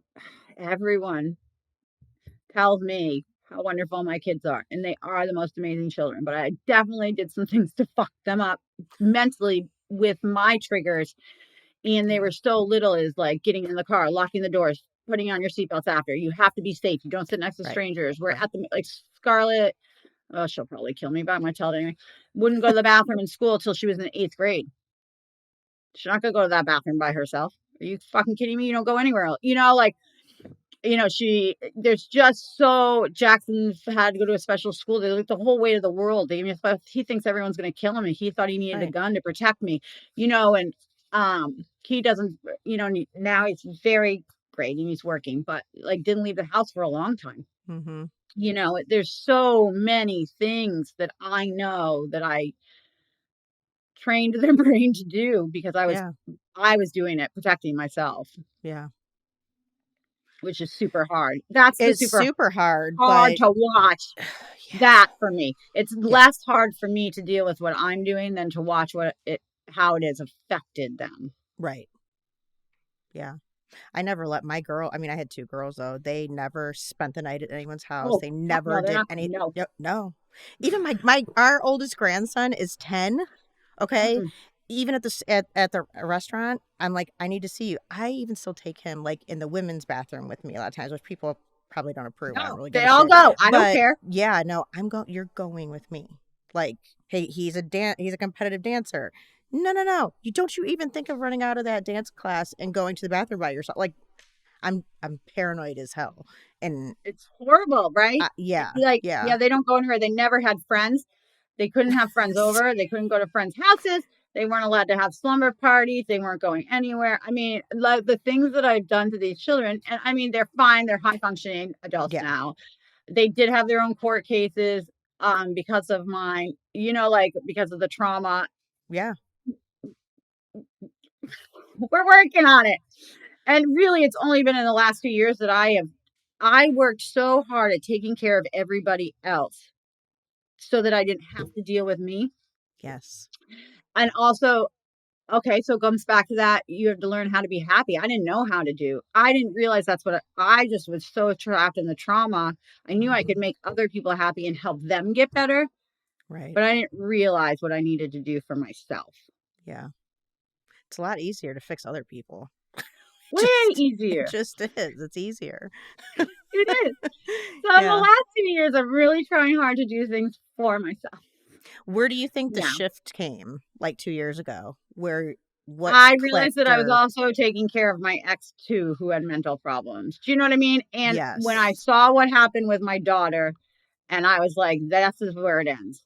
This Okay. is a cycle, and we are Mhm. stopping it now. And I need to really dig in. Just moving to California and having this horse property and making sure my daughter rode and making sure she was good is not fixing the entire problem. Right. Right. and I'm never going to be able to fix the problem. I'm not going to heal, and I'm not going to feel like I wasn't feeling happiness still. I Right. couldn't figure. Still felt trapped. Like what? What? This is my dream, and I was fortunate enough to be able to do it and to move. And I'm fortunate enough. Like why isn't it working? Right. Because I'm not Right. taking care of myself. Yes. I So what had did to you put my do? Just so I had people to out put there myself know, like, first. I okay. had to put myself first, which was really difficult because that's not who I am as a person. I don't think even Mm, before. Do you know what I'm saying? Like I was a right. caregiver. I'm a caregiver. Yes. And I knew I needed to make their lives better because I'd fucked them up. I felt I'd fucked them up for so long. Right. So I needed to figure out. I started running, competing. I lost 125 pounds, and What? I started doing Pilates. Um, and I said that I was not going to say no to anything. I even if it put like if I want to go to the movies that night, I'm going to the movies. I want to go to Yep. that concert, great. I'm going here. My friend from here invited me to someone's party, and I don't know them. I don't care. We're going. Do you know what I Good. mean? You Yes. want to go to the Yes. beach today? You're going to get up and you're going to force yourself and go to the beach. It doesn't matter if you have 30 things to do on the farm. Right. Guess what? It's way different than you sitting in your bed, though. Way different. I Or love it. forcing yourself through things. Like I was forcing myself to go do things every day. So I thought I was doing a lot and I thought I was doing it for myself, but I wasn't. I was still masking. I was still masking. Everything was a cut, right? Like I was covering. Yeah. Right. Yeah, which is fine. That's what I needed to do to survive. But I was so in the habit of however many years, right? It's 2025. This happened in 2009. So in the habit of masking and living through trauma, I didn't know how to be happy. I didn't realize Right. I didn't even know I wasn't happy. Right. Right. Yeah. I had no idea. It's so amazing, though. That's a long time to be stuck there. And then just the last 2 years. That's Well, I unbelievable. mean, and honestly though, but if you think about it, my I, I had a couple other trials that we're not going to talk about after the one in 2019. So, but I literally just got finished 2 years ago with all my court cases. So that's when you were like, well, you could think about other things. You were probably just Oh, thinking well, about and that then I nonstop. almost went haywire. I didn't know who, like, I had this great lawyer, Bridget, and she and I talked every day. And all of a sudden, when my last case went, I literally went, hmm, so now Yeah. what do I do? Now you need a new normal. Well, who do I talk to every day? Do Yeah. you know what I mean? Like, what monopolizes my time? I don't need Mhm. outfits for court. Like, I mean, like, it has life changing. I Like, I bet. was now starting over all again. So now I was this person when I walked into the garage. I walked out of the garage, I was another person. Now, 15 years later, I'm another person. Fuck, now I got to reinvent again. Who am I now? I know. Shit. Now I really have to. Right now, my kids are 20 and 22. I mean, they were 3 and 5. That's just how long that they have lived this their whole lives. Yeah. I mean, Scarlett said to me once when she was in like 10 years old, she said, "Why do you see so many doctors and lawyers and go to the hospital so much and talk to so many therapists?" And I told her exactly what happened. I said, "Do you Right. want to know more?" And she said, "Nope. If I have questions, I'll ask you later. Thank you." And that was it. Then Oh. went to school and told all of her friends I was raped. Oh, good God. Of course. It's fine because all their Yeah. parents already knew. But Yeah. I was like, Yeah. Yeah. but you know what I mean? Like, they lived. They still are. I mean, we're making a movie. You are? We're making a movie about this. Like, this is never ending. And Scarlett, for the first time, I was really interested. So they came out last October and we filmed like some B-reel stuff and me Mhm. telling my story because they didn't had never heard me tell my story. And Scarlett wanted to be there. She's never heard me tell my story. They never go here with me to talk. And And she's I what, know I'm sure 20? she's read some 20? things online. She'll be 20 this year. She's 19, Okay. yeah.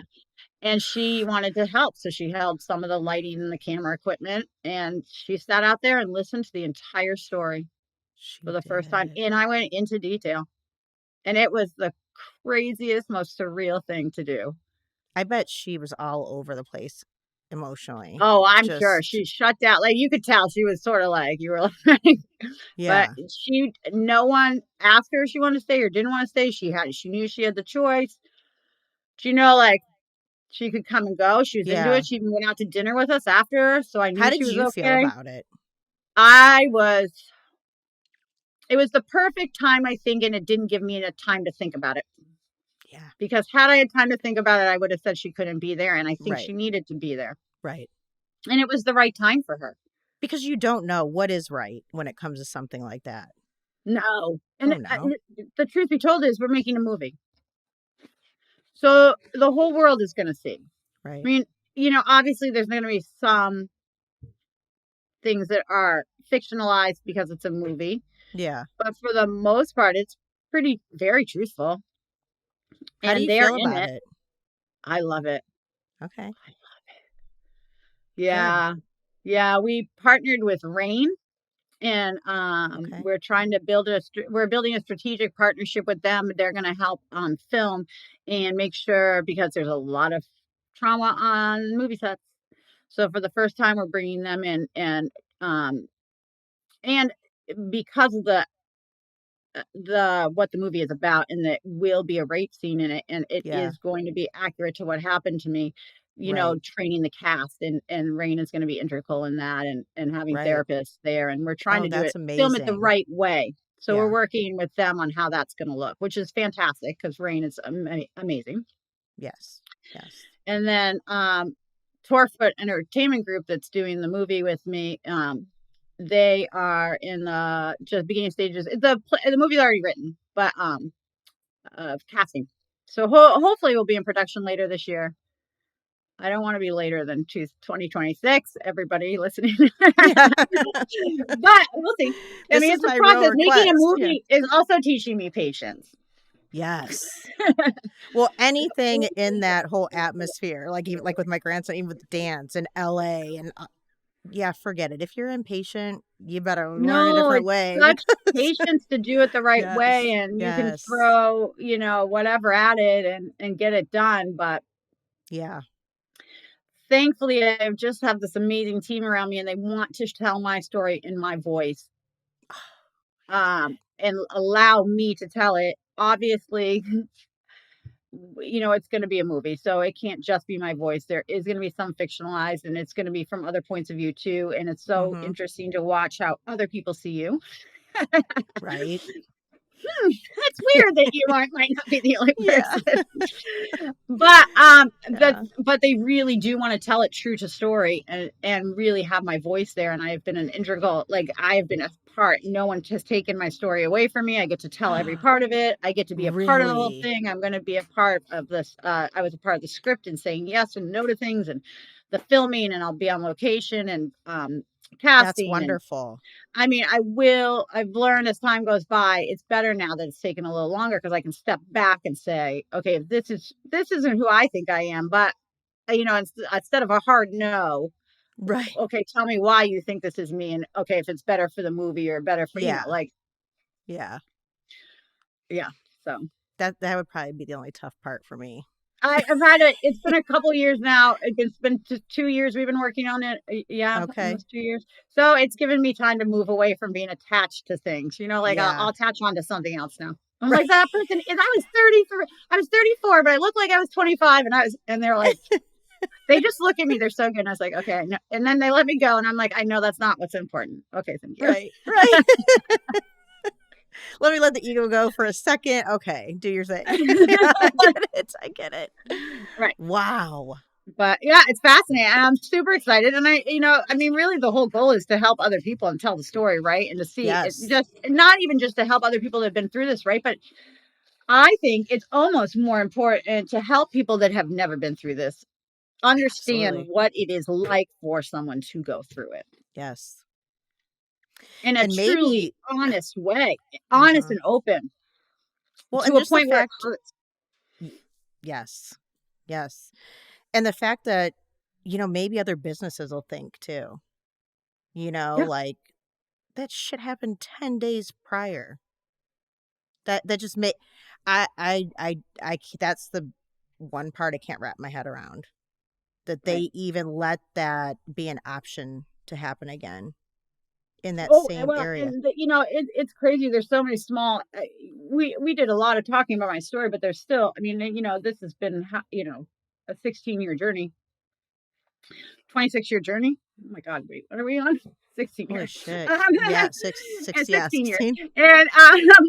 And they, like the same time I was raped, there was a women's group of, God, what were they? Psychiatrists or nurses convention in the hotel staying the whole time. They were there. They didn't know there was a rape 10 days before. No one told them. They were going in and out of the parking garage the whole fucking time. So they Right. can, some of the women there came and testified at my trial. Like, like Really? there's so many crazy, crazy smaller stories out of like just the bigger story of how if people would just talk. Yes. Like even this man that raped me was beaten and raped by his father when he was little. Do you know, like this goes back. I don't have empathy for him. I've never thought about it. I don't even think I have hatred for him. I've never even processed it. Yeah. I think I wiped it off the board. Right. Um, he was out of I was prison. We just didn't going go to back to ask that. you, we better like touch on that at least at towards the end of this because He did. So was January of last year. I got a phone call and it said, "Do you want to write a victim letter? He is up for parole." And I was like, "He shouldn't be out till at least May. Till at least May. He's getting out early. He doesn't have good behavior." right. But the jails are overcrowded. Yeah.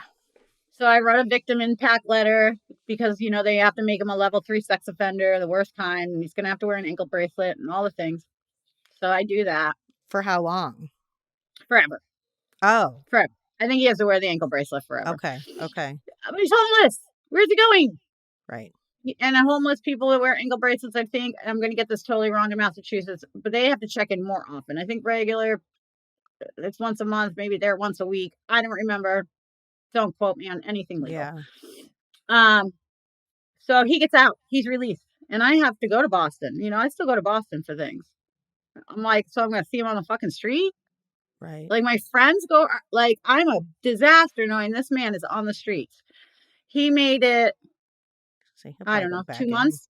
He made it 2 months, maybe not even. And I got a phone call at 11 o'clock at night, my time. So it had to have been 2 or 3 o'clock in the morning in Boston, saying, "We want to let you know that he was just arrested. We can't tell you what he was arrested for. They have a warrant out. They had a warrant out for him. He is arrested. We can't tell you anymore. We don't." There's a woman that called, didn't know anything, but someone will be calling you in the next couple of days. So then you're like, wow, did he rape someone? I guess he got brought in on drug charges. From what I could tell, he was selling drugs again. So now, no questions asked. He's back in jail for 3 more years. And so now I don't need to worry about it for three He'll more just years. keep going back. And then we'll do it all over again. Yeah. He's Hopefully it's only by selling drugs. I mean, he's homeless. He has nowhere to go. So right. hopefully it's not raping people, but God, I think he got off easy. I, yeah. I mean, that 15 years with 4 years served is um, because he pled guilty. You have to give yourself a lot of credit though. You have come so I am alive and I'm actually finally feeling real happy. Yeah. Yeah.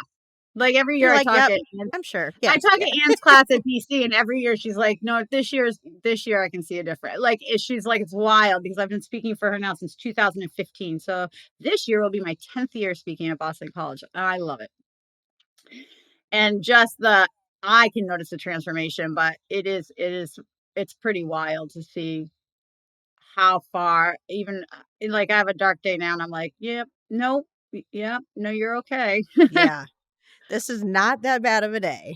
Yeah. Yeah, you already survived torture. Like that's the thing is like here you survived that.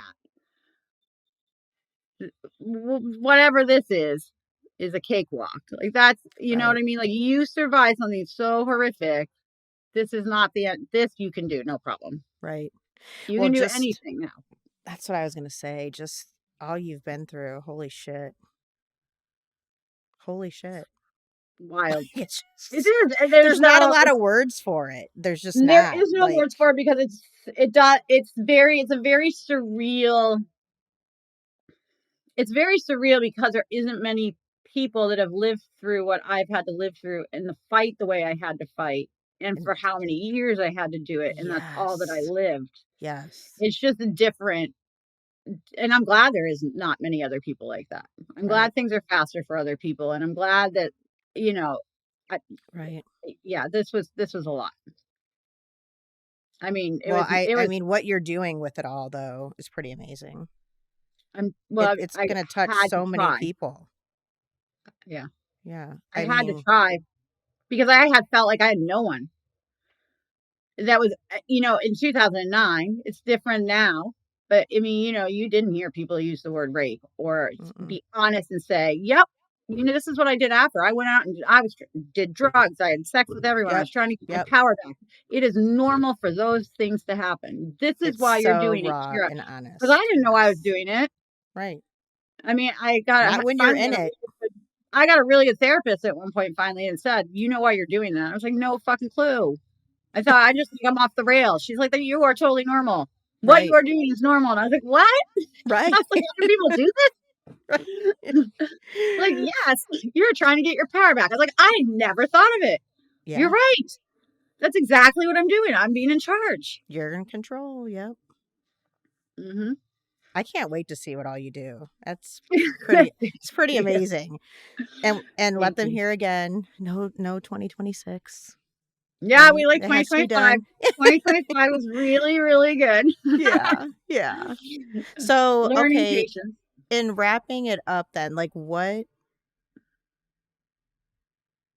kind of advice would you put out there? Like to just women in general, or like victims. I should say victims because people are victims, I of different crimes and different things. I am a victim. I hated the word survivor for a long time because I wasn't surviving. Right. There was no part of True. me that was surviving any of that. That person died. That Mhm. person was gone. I had to mourn that person and get a new person. I mean, I was a victim of a violent crime, and maybe I survived that, being a victim of a violent crime, but I didn't survive as the same person. Right. And I think that you have, for me, and I think you just have to know, and it's the stupidest thing, but it's okay to not be okay. Like, and to be honest and say, Mhm. you know, I'm not, someone, people would always ask, "How are you doing?" I'm like, "I'm okay." "Oh, great." Finally, one therapist called me out and said, "Okay, well, are you done lying?" Right. And I was like, "No one has said that to me." And it's not that they don't care. I thought at the time they didn't care, Right. but I'm having a shitty day. And these are the things I'm doing. Right. And you know what? If I can make it through the other side with all the things I tried to do, unfortunately, I hate this so much because people have said it to me, but time does heal. And the only thing that makes it better is fighting and getting through it. Yeah. I That I mean, it agree doesn't with. heal it, it doesn't make it go away, Mhm. but it makes you be able to distance yourself a little bit from it, enough that you can look back at it. Like, I'm not Right. living in it as much. Right. And you went from not living at all to now you're living a little Yeah, and happiness. and Yeah. still working on it every day. It's a Right. lifelong struggle. Forever. Like, Right. every day I fight to feel happiness, not trauma. Yeah. Because my brain still is protecting myself. Like, I have windows and I'm like, so someone can come from there and someone can come from there. And what if the door opens over here? And what if this person? Yeah. It's just recently I Right. can get in the car and not lock the door immediately. I might be lying a little, but Say, I'm bad. girl, lock that door. No, but, You do it. but you know what I mean? Like, it's not like the first, like, I don't immediately get in and I'm like, if the person next to me doesn't lock the door, I don't have heart failure and get Not like angry. panic. Yeah. Yeah. Yeah. I get Right. that. Yeah. Yeah. Well, I can't wait to see this movie. It's going to be I'm so glad that you guys have, Rain and everybody there too. That's pretty amazing that they're doing that, especially with Yeah. those kind of scenes and even for the actors and actresses, you would think that's gotta be rough. Yeah, well, we're trying to, do it right. Like, we don't it's such an important thing to do, and I think that it's important to tell it accurately, and it's gonna Mhm. be really uncomfortable for people to watch. And we went back and forth about it. I have a male director, and I love him, and it was tough because he had a hard time deciding if he wanted to do it because he's like, a woman should do it. And I said, part of it, and that would be great. I would love a woman director. But also, here's the thing is rape is a man's issue, not a woman's issue, mostly. There are women that rape, so Yes. I do not want to segregate too much. But for the most part, rape is a men's issue. It's not a women's issue. It's not my Hmm. issue that I was raped. It was that guy's issue. Right. And I think unfortunately, men listen more to men. And I also think it's very interesting to have a man's perspective on it and have one that's so empathetic and that can talk Yes. to it. And I That's think it smart. opens up the conversation a little bit more. Hmm. Not to say that I wouldn't have loved to have a woman direct it, but we'll have plenty of women working on it, and that's good. Yeah. Well, I'm thankful that you came on here to tell your story Thanks for having because me. I was so we're happy. we're gonna have to stay in touch because I need to know what's going on with you. I would love to. I would Yeah. love to. Absolutely. Yeah. Absolutely. Maybe That would be after the movie fantastic. and everything, you can come back on like after that and just I would tell love how the that. journey's been. Yeah. Oh, yeah, we could maybe even film from there or something, do something Oh my fun. God, that would be so cool. I would love it. Yeah. I would It love would be it. awesome, right? Yes. Where are we Yeah. on time? I don't even know. I feel like we've been talking I don't even know. forever. We just been talking. Oh yeah, we're at 2:15. Well, you're probably at what? Oh, it's 12:15. 12. Yeah. All right. I guess we'll wrap it up. But All right. phew, Thank you for letting me tell my story. I thank you for appreciate being you it. because no, like it's gonna make me cry. People need that. People need people like you to know like it's okay. Like I'm just gonna leave it at that. I think it's really important. Well, That thank you because you're that is the amazing. No, you're only reason. amazing. And just have been through so much and I know how judgmental people are and I know all the things and it's amazing what you're doing. And you keep going. That's what's awesome. You keep going. Like even a movie now, everything like people are going to know all about it. And people are going to Yeah. think more too. You know, when they do go into garages, when they do like shit, that wasn't one of the things that was on my fucking radar like big time. But now it will be, Right. you know, to try to be aware to just you can't go alone. As Oh, unreasonable as yeah. that sounds, you just Well, they're not safe. They're not. My no. daughter, her school, they said, "Oh, you can park. She can park in the parking garage because they're in a like a little town, and they don't parking." And I was like, 100%. No, she does not park in a parking garage. No. And they were like, "You're safe." And I was like, Google. Really? Really? I think I could tell you a different story. I said, what you don't want me to do is to start talking right now because the trauma side of my brain is coming out, not the Yes. other side. I Yes. can't think. Yes. Like Yeah. now, I mean, like even I don't take medication anymore, but now I'm learning to like, okay, I gotta walk away because this is not the part of the brain you want right now. Right. Right. But I was But like, the just fact that Google you it. can even do that now is crazy. That's so awesome. But it takes a lot of work. I Yeah. don't want anyone to think it's easy. I am still working every day at that. Yeah. And it's a life, but now it's worth it. It's worth it to stay alive and fight for it. Mm-hmm.